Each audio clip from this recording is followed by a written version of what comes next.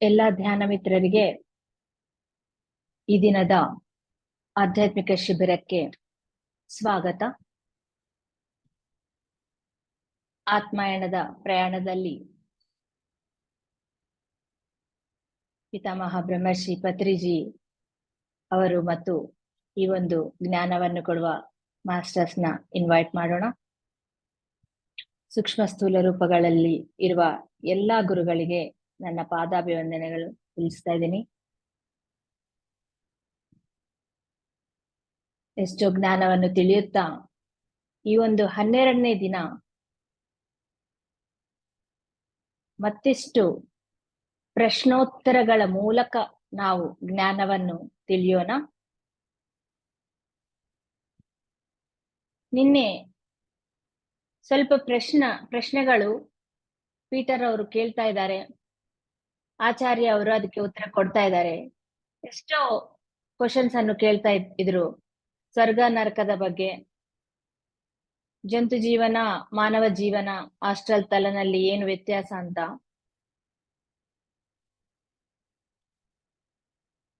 ಮತ್ತು ಹಲವಾರು ಕ್ವಶನ್ಸ್ ನಿನ್ನೆ ಅದಕ್ಕೆ ಸಂಬಂಧಪಟ್ಟ ಜ್ಞಾನವನ್ನು ನಾವು ತಿಳ್ಕೊಂಡಿದ್ವಿ. ಮತ್ತೆ ಇನ್ನೂ ಸ್ವಲ್ಪ ಕ್ವಶನ್ಸ್ ಕೇಳ್ತಾ ಇದ್ದಾರೆ ಈ ದಿನ. ನೋಡಿ, ಕ್ವಶನ್ಸ್ ಯಾವಾಗ ಬರುತ್ತೆ ಅಂತಂದ್ರೆ, ಯಾರು ಆ ಜ್ಞಾನವನ್ನು ಇಷ್ಟದಿಂದ ಕೇಳ್ತಾ ಅದರಲ್ಲಿ ಇನ್ವಾಲ್ವ್ ಆಗಿ ಪೂರ್ತಿಯಾಗಿ ಅರ್ಥ ಮಾಡ್ಕೊಂತ ಇರ್ತಾರೋ ಅವ್ರಿಗೆ ಮಾತ್ರ ಡೌಟ್ಸ್ ಅನ್ನೋದು, ಕ್ವಶನ್ಸ್ ಅನ್ನೋದು ಬರುತ್ತೆ ಅಲ್ವಾ? ಅದು ಅರ್ಥ ಆದ್ರೆ ತಾನೆ. ಆಚಾರ್ಯ ಅವರು ಹೇಳ್ತಾ ಇದ್ದಾಗ ಇವ್ರು ಎಷ್ಟು ಚೆನ್ನಾಗಿ ಶಾರ್ಟ್ ಹ್ಯಾಂಡ್ ನಲ್ಲಿ ಎಲ್ಲ ನೋಟ್ಸ್ ಬರ್ಕೊಂಡು ಮತ್ತೆ ಅದನ್ನ ಓದಿ ಅದರಲ್ಲಿ ಮತ್ತೆ ಡೌಟ್ ಬಂದ್ರೆ ಕ್ವಶನ್ಸ್ ರೆಡಿ ಮಾಡ್ಕೊಂಡು, ಅದು ಕೂಡ ಎಂತ ಕ್ವಶನ್ಸ್ ಅಂದ್ರೆ ಎಲ್ಲ ಜನರಿಗೆ ಉಪಯೋಗವಾಗುವಂತ ಕ್ವಶನ್ಸ್ ಅನ್ನು, ಜನರಲ್ ಆಗಿ ಎಲ್ಲರಿಗೂ ಇರುವ ಡೌಟ್ಸೇ ಇವೆಲ್ಲ, ಅವೆಲ್ಲಾನು ಕೇಳ್ತಾ ಇದ್ದಾರೆ ಅವರು ಈ ದಿನ. ಇನ್ನ ಏನ್ ಕ್ವಶನ್ ಕೇಳಿದ್ರು ಅಂತಂದ್ರೆ, ಈ ಒಂದು ಫಸ್ಟ್ ಇಂದ ಈ ಒಂದು ಪ್ರಪಂಚದಲ್ಲಿ ಬಿಳಿ ಜಾತಿಯವರು ಕಪ್ಪು ಜಾತಿಯವರು ಅಂತ 2 ಜಾತಿಗಳಿದೆ.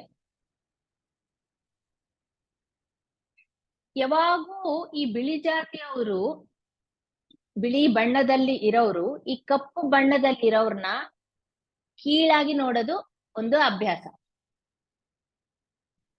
ಇತ್ತೀಚೆಗೆ ಕಡಿಮೆ ಆಗಿರ್ಬೋದು, ಬಟ್ ಎಷ್ಟೋ ಕಾಲದಿಂದ ಈ ಒಂದು ನಡೀತಾ ಇದೆ. ಆ ಕಪ್ಪು ಜಾತಿ ಅವ್ರ ಮೇಲೆ ಅಥಾರಿಟಿ ತೋರ್ಸೋದು, ಅವ್ರನ್ನ ಅವ್ರ ಕಾಲ್ ಕೆಳಗೆ ಇಟ್ಕೋಬೇಕಂತ ನೋಡೋದು, ಇದೆಲ್ಲ ನಡೀತಾ ಇತ್ತು. ಈ ಕೂಡ ಅಮೆರಿಕಾದಲ್ಲಿ ನೋಡಿದ್ರೆ ಇಂಡಿಯನ್ಸ್ ನ ಎಲ್ಲಿ ಬೇಕಲ್ಲಿ ಶೂಟ್ ಮಾಡ್ಬಿಡ್ತಾರೆ. ಅದು ಏನು ಅವರಿಗೆ ಅನ್ಸುತ್ತೋ ಗೊತ್ತಿಲ್ಲ. ಅದೇ ಇವ್ರು ಕೇಳ್ತಾ ಇದ್ದಾರೆ, ಕ್ವಶನ್ ಕೇಳ್ತಾ ಇದ್ದಾರೆ, ಏನು ಈ ಬಿಳಿ ಜಾತಿಯವರು ಏಕೆ ತಮ್ಮನ್ನು ತಾವಷ್ಟು ಗ್ರೇಟ್ ಆಗಿ ಅನ್ಕೊಂತಾರೆ, ಉನ್ನತ ಮಟ್ಟದಲ್ಲಿ ಇದೀವಿ ಅಂತ ಅನ್ಕೊಂತಾರಲ್ವಾ? ಅದಕ್ಕೆ ರಿಯಲ್ ಆಗಿ ಬಿಳಿ ಬಣ್ಣದಲ್ಲಿ ಇದ್ರೆ ಆಧ್ಯಾತ್ಮಿಕವಾಗಿ ಉನ್ನತ ಸ್ಥಿತಿಯಲ್ಲಿ ಇರ್ತಾರ ಅವರು, ಪರಿಣಿತಿ ಹೊಂದಿದವರ ಅವರು ಅಂತ ಕೇಳ್ತಾರೆ. ಆದ್ರೆ ಇವ್ರೇನ್ ಹೇಳ್ತಾರೆ ಅಂದ್ರೆ, ಇನ್ನೊಂದು ಕ್ವಶನ್ ಕೇಳ್ತಾರೆ, ಈ ಬಿಳಿ ಜಾತಿ ಮತ್ತೆ ಈ ಕಪ್ಪು ಜಾತಿ ನಡುವೆ ಈ ಮದುವೆಗಳು, ವಿವಾಹಗಳು ನಡೆಯುತ್ತೆ ಅಲ್ವಾ, ಒಬ್ಬರೊಬ್ರು ಮಾಡ್ಕೊಂತಾರೆ. ಆ ತರ ಮಾಡ್ಕೊಂಡಿದ್ರೆ ಒಳ್ಳೆಯದ ಕೆಟ್ಟದ್ದ? ಸರಿ, ಇವಾಗ ಇಂಟರ್ ಕ್ಯಾಸ್ಟ್ ಮ್ಯಾರೇಜ್ ಅನ್ನೋದು ಜಾಸ್ತಿ ಆಗ್ಬಿಟ್ಟಿದಲ್ಲ, ಆ ತರ ಒಂದು ಕ್ವಶನ್ ಕೇಳ್ತಾರೆ. ಇನ್ನೊಂದು ಕ್ವಶನ್ ಕೇಳ್ತಾರೆ, ಒಂದು ಸಾರಿ ಈ ಬಿಳಿ ಜಾತಿಯಲ್ಲಿ ಜನ್ಮ ತಗೊಂಡಿದವರು ಮತ್ತೆ ಕಪ್ಪು ಜಾತಿಯಲ್ಲಿ ಕೂಡ ಜನ್ಮ ತಗೋಬಹುದಾ, ಇಲ್ಲಾಂದ್ರೆ ಕಪ್ಪು ಜಾತಿಯವರು ಬಿಳಿ ಜಾತಿಯವರಲ್ಲಿ ಕೂಡ ಜನ್ಮ ತಗೋಬಹುದಾ ಅಂತ ಕೇಳ್ತಾರೆ. ಏನ್ ಉತ್ತರ ಕೊಡ್ತಾ ಇದ್ದಾರೆ ಆಚಾರ್ಯ ಅವರು ಅಂತಂದ್ರೆ, ಫಸ್ಟ್ ಆಫ್ ಆಲ್ ಈ ಬಿಳಿ ಬಣ್ಣ ಇದ್ದಷ್ಟಿಗೆ ಮಾತ್ರ ಅವರು ಆಧ್ಯಾತ್ಮಿಕದಲ್ಲಿ ಉನ್ನತವಾಗಿದ್ದಾರೆ, ಪರಿಣಾಮ ಕ್ರಿಯೆಯಲ್ಲಿ ಮುಂದೆ ಇದ್ದಾರೆ ಅಂತ ಅರ್ಥ ಅಲ್ಲ. ಆಧ್ಯಾತ್ಮಿಕದಲ್ಲಿ ನೋಡಿದ್ರೆ, ಆಧ್ಯಾತ್ಮಿಕ ಪರವಾಗಿ ನೋಡಿದ್ರೆ ಅವರೇನು ಉನ್ನತ ಮಟ್ಟದಲ್ಲಿ ಇರೋದಿಲ್ಲ, ಇರ್ಬೇಕಂತ ರೂಲ್ಸ್ ಏನಿಲ್ಲ. ಆದ್ರೆ ಈ ಬಣ್ಣ ಅನ್ನೋದು ಅದು ಹೆಂಗೆ ಡಿಸೈಡ್ ಆಗುತ್ತೆ, ಯಾವ ಬಣ್ಣದಲ್ಲಿ ಹುಟ್ಟಬೇಕು ಅಂತ ಹೆಂಗ ಡಿಸೈಡ್ ಆಗುತ್ತೆ ಅಂದ್ರೆ, ಫಸ್ಟ್ ಆ ಒಂದು ಆತ್ಮ ಸೆಲೆಕ್ಟ್ ಮಾಡ್ಕೊಳ್ಳುತ್ತೆ, ಒಂದು ಜಾತಿಯನ್ನು ಸೆಲೆಕ್ಟ್ ಮಾಡ್ಕೊಳ್ಳುತ್ತೆ, ಯಾವ ಜಾತಿನಲ್ಲಿ ಹುಟ್ಟಬೇಕು ಅಂತ. ಆ ಜಾತಿ ಈ ಪ್ರಪಂಚದಲ್ಲಿ ಯಾವ ಪ್ಲೇಸ್ ನಲ್ಲಿ ಇದ್ರೆ ಆ ಪ್ಲೇಸ್ ನಲ್ಲಿ, ಇವಾಗ ಆ ಜಾತಿ ಅಮೆರಿಕಕ್ಕೆ ಸಂಬಂಧಪಟ್ಟಿದ್ದ ಜಾತಿ ಆದ್ರೆ ಅಮೆರಿಕಾದಲ್ಲಿ ಹುಟ್ಟುತ್ತಾರೆ, ಇಂಗ್ಲೆಂಡ್ ಆದ್ರೆ ಇಂಗ್ಲೆಂಡ್ ನಲ್ಲಿ, ಭಾರತ ಆದ್ರೆ ಭಾರತದಲ್ಲಿ ಹುಟ್ಟುತ್ತಾರೆ. ಅಷ್ಟೇ ಆಗ್ಲಿ, ಬಣ್ಣದ ಸಲುವಾಗಿ ಹುಟ್ಟೋದಿಲ್ಲ, ಅಲ್ಲಿ ಬಣ್ಣದ ಪ್ರಾಮುಖ್ಯತೆ ಇರೋದಿಲ್ಲ. ಆ ಜಾತಿಗೆ ಯಾವ ತರ ಸೆಲೆಕ್ಟ್ ಮಾಡ್ಕೊಂತಾರೆ ಅಂತಂದ್ರೆ, ಇಲ್ಲೇ ಹುಟ್ಟಬೇಕು ಈ ಜಾತಿನಲ್ಲಿ ಅಂತಂದ್ರೆ, ಈ ಮೂಲಾತ್ಮನಲ್ಲಿ ಪ್ರತಿಯೊಂದು ಜಾತಿಗೆ ಸಂಬಂಧಪಟ್ಟ ಗುಣಗಳು ಅನ್ನೋದು ಇರುತ್ತೆ. ಎಲ್ಲವೂ ಬೇಕು, ಮೂಲಾತ್ಮಗೆ ಎಲ್ಲವೂ ಬೇಕು. ಅದ್ರಲ್ಲಿ ಆ ಮೂಲಾತ್ಮದಲ್ಲಿ ಯಾವ ಗುಣಗಳು ಕಡಿಮೆ ಆಗ್ತಾ ಇದೆ ಅನ್ನೋದು ಫಸ್ಟ್ ಈ ಜನ್ಮ ತೆಗೆದು ತೆಗೆದುಕೊಳ್ಳುವ ಮುಂಚೆ ತೋರಿಸ್ತಾರೆ. ಮೂಲಾತ್ಮಗೆ ಚಾಯ್ಸ್ ಕೊಡ್ತಾರೆ, ಅಲ್ಲಿ ನೋಡು ನಿನ್ನಲ್ಲಿ ಈ ಗುಣಗಳು, ಈ ಲಕ್ಷಣಗಳು ಕಡಿಮೆ ಆಗ್ತಾ ಇದ್ದಾವೆ ಅಂತ ತೋರಿಸ್ತಾರೆ. ತೋರಿಸಿದಾಗ ಮೂಲಾತ್ಮ ಏನ್ ಮಾಡುತ್ತೆ, ಆ ಒಂದು ಗುಣಗಳು ಯಾವ ಜಾತಿನಲ್ಲಿ ಜಾಸ್ತಿ ಇದೆ ಅಂತ ನೋಡುತ್ತೆ. ಅದೆಲ್ಲ ಮತ್ತೆ ಕಲಿಬೇಕಲ್ಲ. ನೋಡಿದ್ದಾಗ ಈ ಜಾತಿ ಪರ್ಟಿಕ್ಯುಲರ್ ನೈಜೀರಿಯಾನಲ್ಲಿ ಇದೆ ಅಂದಾಗ ಆ ಜಾತಿನಲ್ಲಿ ಹೋಗಿ ಆ ಜನ್ಮವನ್ನು ತಾಳುತ್ತೆ. ನೈಜೀರಿಯನ್ಸ್ ಕಪ್ಪಾಗಿರ್ತಾರೆ, ಪರವಾಗಿಲ್ಲ, ಆ ಲಕ್ಷಣಗಳು ಬೇಕು ಅವರಿಗೆ, ಆ ಗುಣಗಳನ್ನು ಕಲಿಬೇಕಾಗಿದೆ. ಅದೇ ತರ ಸ್ವಲ್ಪ ಗುಣಗಳು ಅಮೆರಿಕನ್ಸ್ ಹತ್ರ ಜಾಸ್ತಿ ಇರುತ್ತೆ, ಅವಾಗ ಅದು ಆ ಜಾತಿನಲ್ಲಿ ಹೋಗಿ ಹುಟ್ಟುತ್ತೆ, ಜನ್ಮವನ್ನು ತಾಳುತ್ತೆ. ಆದ್ರೆ ಈ ಒಂದು ಭೌಗೋಳಿಕ ಪರಿಸ್ಥಿತಿ ಅನುಗುಣವಾಗಿ ಈ ಒಂದು ಟೆಂಪರೇಚರ್ ಒಂದೊಂದು ಪ್ಲೇಸ್ ನಲ್ಲಿ ಒಂದೊಂದು ಜಾಸ್ತಿ ಕಡಿಮೆ ಇರೋದ್ರಿಂದ, ಅಮೆರಿಕನ್ ನಲ್ಲಿ ಏನಿರುತ್ತೆ, ಟೆಂಪರೇಚರ್ ಬಹಳ ಕಡಿಮೆ ಇರುತ್ತೆ, ಸೂರ್ಯರಶ್ಮಿ ಬರೋದು ಬಹಳ ಕಡಿಮೆ, ವಾತಾವರಣ ತಂಪಾಗಿರುತ್ತೆ. ಅದಕ್ಕಾಗಿ ಅಲ್ಲಿ ಇರುವವರ ಅವರ ಬಣ್ಣ ತಿಳಿಯಾಗಿರುತ್ತೆ. ಫಸ್ಟ್ ಜಾತಿಯನ್ನು ಸೆಲೆಕ್ಟ್ ಮಾಡ್ಕೊಂಡು ಆಮೇಲೆ ಆ ಬಣ್ಣ ಆಟೋಮೆಟಿಕ್ ಆ ಜಾತಿನಲ್ಲಿ ಹುಟ್ಟಿದಾಗ ಅದೇ ಬಣ್ಣನ ಅವ್ರು ತಂದ್ಕೊಂತಾರೆ. ಆ ಲಕ್ಷಣಗಳನ್ನು ಅವರು ಆ ಒಂದು ಜನ್ಮದಲ್ಲಿ ಕಲಿಯಕ್ಕ ಅವಕಾಶವಿರುತ್ತೆ. ಅವಾಗ ಆಕ್ಚುಲಿ ಈ ಬಣ್ಣ ಅನ್ನೋದು ಆ ಒಂದು ಭೌಗೋಳಿಕ ಪರಿಸ್ಥಿತಿ ಪ್ರಕಾರ, ಆ ಉಷ್ಣೋಗ್ರತೆ ಪ್ರಕಾರ ಬಂದಿದೆ ಅಷ್ಟೇ ಆಗ್ಲಿ, ಅದು ಕಂಪ್ಲೀಟ್ ಅವ್ರದೇ ಅಂತ ದೇಶ ಅದು ಫಿಕ್ಸ್ ಅಂತ ಇಲ್ಲ. ಆಕ್ಚುಲಿ ಈ ಆಸ್ಟ್ರೇಲಿಯಾದಲ್ಲಿ ಇವಾಗ ಬಿಳಿ ಬಣ್ಣ ಇದ್ದವರು ಇರ್ತಾರೆ, ಬಟ್ ಒಂದಾನೊಂದು ಕಾಲದಲ್ಲಿ ಅವರ ನೇಟಿವ್ಸ್ ಎಲ್ಲ ಕಪ್ಪಾಗಿರ್ತಿದ್ರಂತೆ. ಅದೇ ತರ ಇವಾಗ ದಕ್ಷಿಣ ಆಫ್ರಿಕಾ ನೋಡಿದ್ರೆ ಅಲ್ಲಿ ಕಪ್ಪು ಬಣ್ಣ ಇದ್ದವರು ಇರ್ತಾರೆ, ಆದ್ರೆ ಅದು ಬಿಳಿ ಅವ್ರ ಕೈಯಲ್ಲಿ ಇದೆ ಇವಾಗ ಸದ್ಯಕ್ಕಾಗಿ ಅಂತ ಹೇಳ್ತಾ ಇದ್ದಾರೆ ಇಲ್ಲಿ.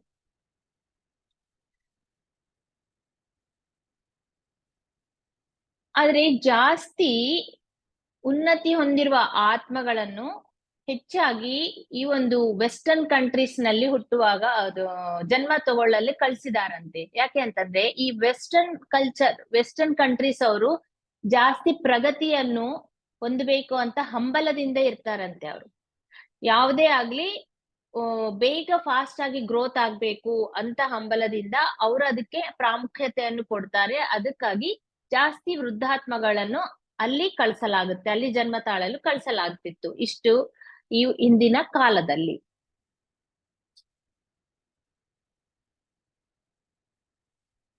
ಒಂದು ಗತ ಕಾಲದಲ್ಲಿ ನೋಡಿದ್ರೆ 100 ವರ್ಷಕ್ಕಿಂತ ಮೇಲ್ಪಟ್ಟು ಈ ಗ್ರೇಟ್ ಬ್ರಿಟನ್ ಅನ್ನೋದು ಒಂದು ಪ್ರಪಂಚದಲ್ಲಿ ಎಷ್ಟೋ ದೇಶಗಳನ್ನು ಆಳಿದೆ. ಆದ್ರೆ ಇತ್ತೀಚೆಗೆ ಅದು ಚೇಂಜ್ ಆಗ್ತಾ ಇದೆ. ಇವಾಗ ಏನಾಗುತ್ತೆ, ಆ ಸ್ಥಾನವನ್ನು ಅಮೆರಿಕ ತಗೊಂಡ್ಬಿಟ್ಟಿದೆ.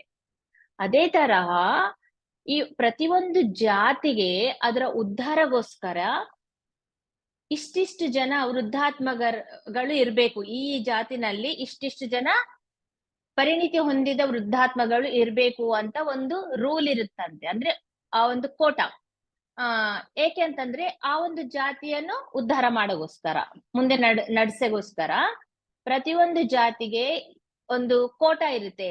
ಅವ್ರ ಕೋಟ ಮುಗಿದ ತಕ್ಷಣ ಆಯ್ತು, ಇಲ್ಲಿ ಇಷ್ಟು ಜನನ ಕಳ್ಸಿಬಿಟ್ಟಿದ್ವಿ, ಅಂದ್ರೆ ಪರಿಣಿತಿ ಇರುವ ಆತ್ಮಗಳನ್ನು ಅಲ್ಲಿ ಜನ್ಮ ತಾಳಲು ಕಳ್ಸಿಬಿಟ್ಟಿದ್ವಿ, ನೆಕ್ಸ್ಟ್ ಈ ಜಾತಿಗೆ ಕಳಿಸ್ಬೇಕು ಅಂತ ಎಲ್ಲ ಜಾತಿಗಳಿಗೆ ಸ್ವಲ್ಪ ಸ್ವಲ್ಪ ಜನಗಳನ್ನ, ವೃದ್ಧಾತ್ಮರ ಅಂತಂದ್ರೆ ಇಲ್ಲಿ ಪರಿಣಿತಿ ಹೊಂದಿರುವ ಆತ್ಮಗಳು. ಯಾರು ಅವರು ಅಂತಂದ್ರೆ ಅವ್ರು ಎಂತ ಸ್ಟೇಜ್ ನಲ್ಲಿ ಇರ್ತಾರೆ ಅಂತಂದ್ರೆ ಅಲ್ಲಿರುವ ಕೋಟಾನ್ ಕೋಟಿ ಜನಗಳನ್ನ ಒಂದು ಒಳ್ಳೆ ದಾರಿನಲ್ಲಿ ಕರ್ಕೊಂಡು ಹೋಗೋ ಕೆಪಾಸಿಟಿ ಅವ್ರಿಗಿರುತ್ತೆ.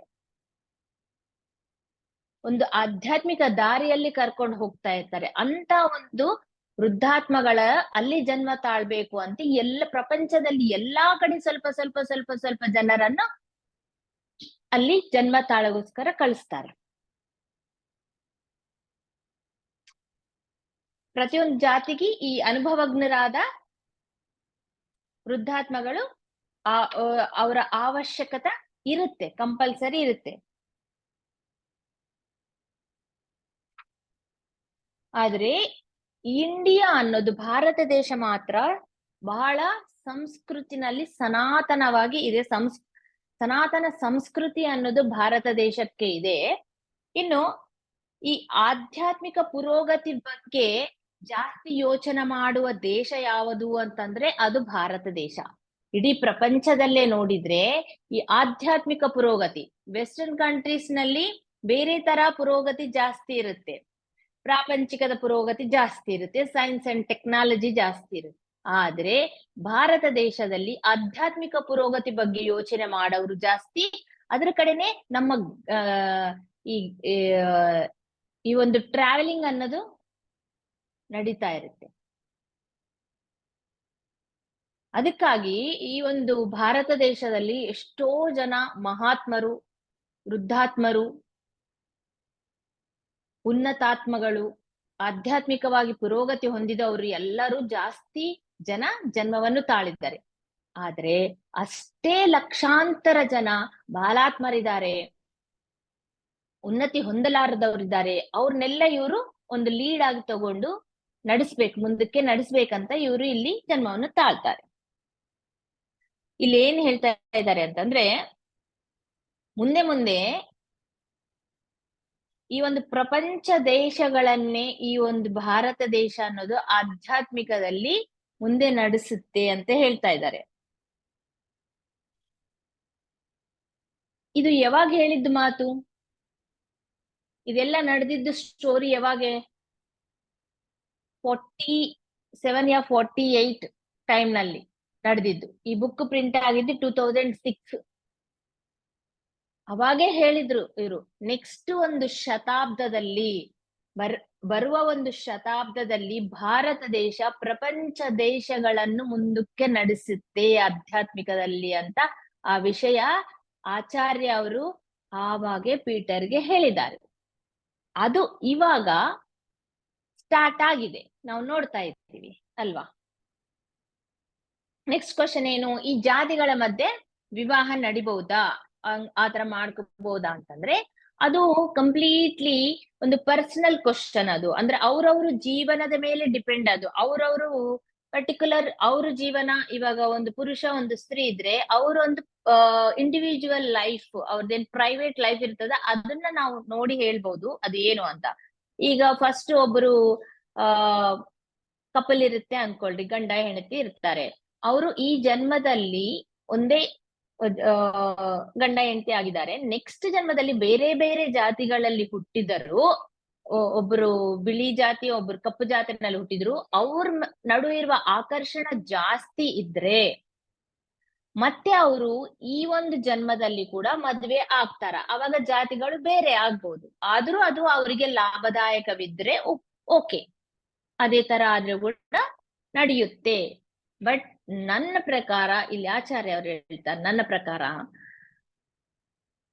ಬೇರೆ ಬೇರೆ ಜಾತಿಗಳ ಮಧ್ಯೆ ಈ ಇಂಟರ್ ಕ್ಯಾಸ್ಟ್ ಮ್ಯಾರೇಜ್ ಅನ್ನೋದು ಏನಿದೆ ಅಲ್ಲ, ಅದು ಅಷ್ಟು ಸರಿಯಾದದ್ದು ಅಲ್ಲ. ಏಕೆ ಅಂತಂದ್ರೆ ಅವರ ಒಂದು ಹ್ಯಾಬಿಟ್ಸ್ ಬೇರೆ ಇರ್ತಾವ, ಸಂಸ್ಕೃತಿ ಬೇರೆ ಇರ್ತದ, ಪದ್ಧತಿಗಳು ಬೇರೆ ಇರುತ್ತೆ, ಲಿವಿಂಗ್ ಸ್ಟೈಲ್ ಬೇರೆ ಇರುತ್ತೆ. ಎಲ್ಲಾನು ಬಹಳ ಬಹಳ ಡಿಫ್ರೆನ್ಸ್ ಇರುತ್ತೆ. ಒಂದೊಂದು ಕಮ್ಯುನಿಟಿಗೆ ಇನ್ನೊಂದು ಕಮ್ಯುನಿಟಿಗೆ ಬೇರೆ ಬೇರೆ ಇರುತ್ತೆ. ಅವಾಗ ಎಲ್ಲರಿಗೂ ಸ್ವಲ್ಪ ಪ್ರಾಬ್ಲಮ್ಸ್ ಅನ್ನೋದು ಬಂದೇ ಬರುತ್ತೆ. ಈ ಹುಟ್ಟುವ ಮಕ್ಕಳು ಕೂಡ ಇಬ್ಬರು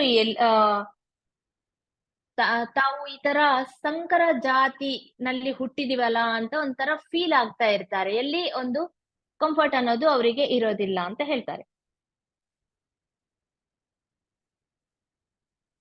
ಆದ್ರೆ ಇನ್ನೊಂದು ಕ್ವಶನ್ ಕೇಳಿದಾರೆ ಅವರು, ಈ ಜಾತಿನಲ್ಲಿ ಜನ್ಮ ತಗೊಂಡಿದ್ದವ್ರು ನೆಕ್ಸ್ಟ್ ಬೇರೆ ಕಪ್ಪ ಜಾತಿನಲ್ಲಿ ತಗೋಬಹುದಾ ಅಂತ ಕೇಳಿದ್ದಾರೆ.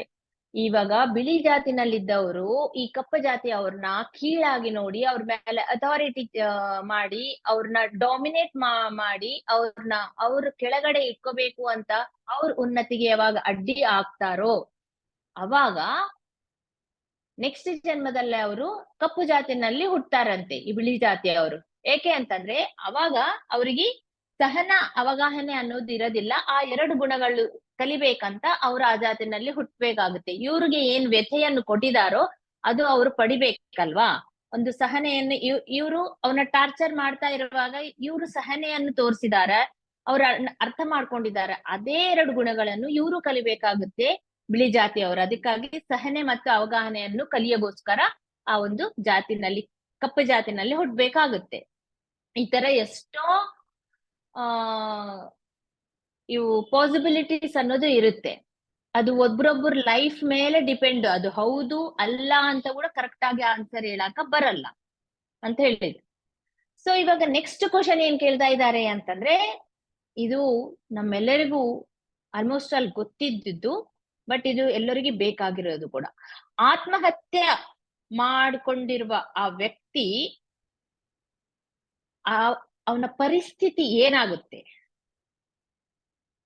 ಆಕ್ಚುಲಿ ಆತ್ಮಹತ್ಯೆ ಮಹಾನೇರ ಅಂತ ಹೇಳ್ತಾರಲ್ವಾ, ಅದು ಕರೆಕ್ಟಾ ಅಂತ ಕೇಳ್ತಾ ಇದ್ದಾರೆ.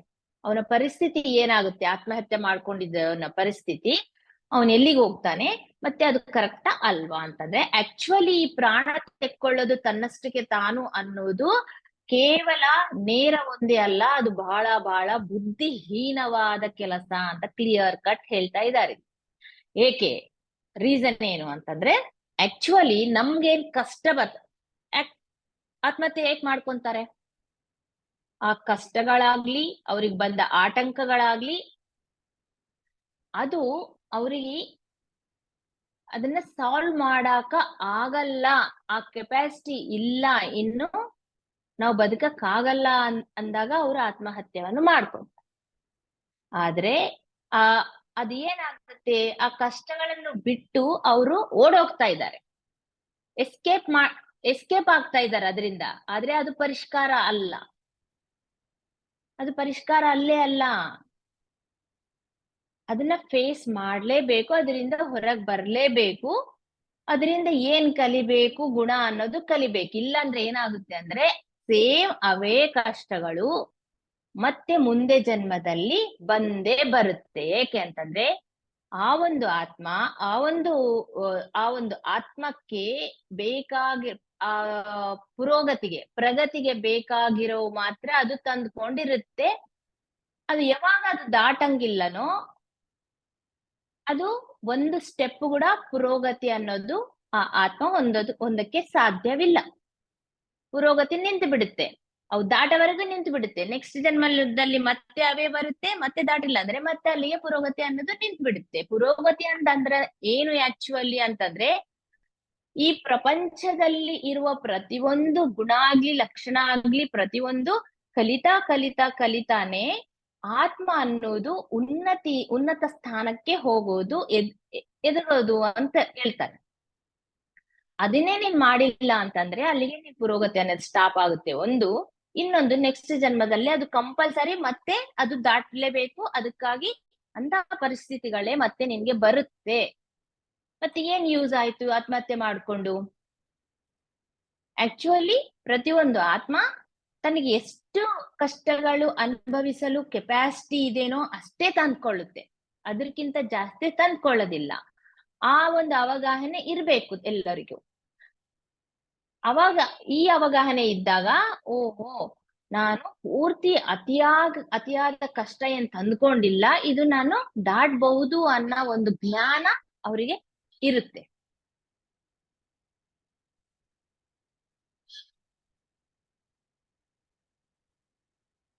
ಆ ಪರಿಣಿತಿಗೆ ಬೇಕಾಗಿರುವ ಆ ಒಂದು ಪರಿಸ್ಥಿತಿ ಬೇಕು, ಅದಕ್ಕಾಗಿ ಅವನಿಗೆ ಆ ಜನ್ಮದಲ್ಲಿ ಆ ಪರಿಸ್ಥಿತಿ ಬಂದ್ಬಿಟ್ಟಿದೆ. ಇವ್ರೇನ್ ಮಾಡ್ತಾರೆ, ಹೇಡಿತನದಿಂದ ಅದನ್ನ ಎಸ್ಕೇಪ್ ಮಾಡಿ ಹೋಗ್ಬಿಡ್ಬೇಕು ಅಂತ ಆತ್ಮಹತ್ಯೆ ಮಾಡ್ಕೊಂತಾರೆ. ಇದು ಸರಿ ಅಲ್ಲ ಅಂತ ಹೇಳ್ತಾ ಇದ್ದಾರೆ.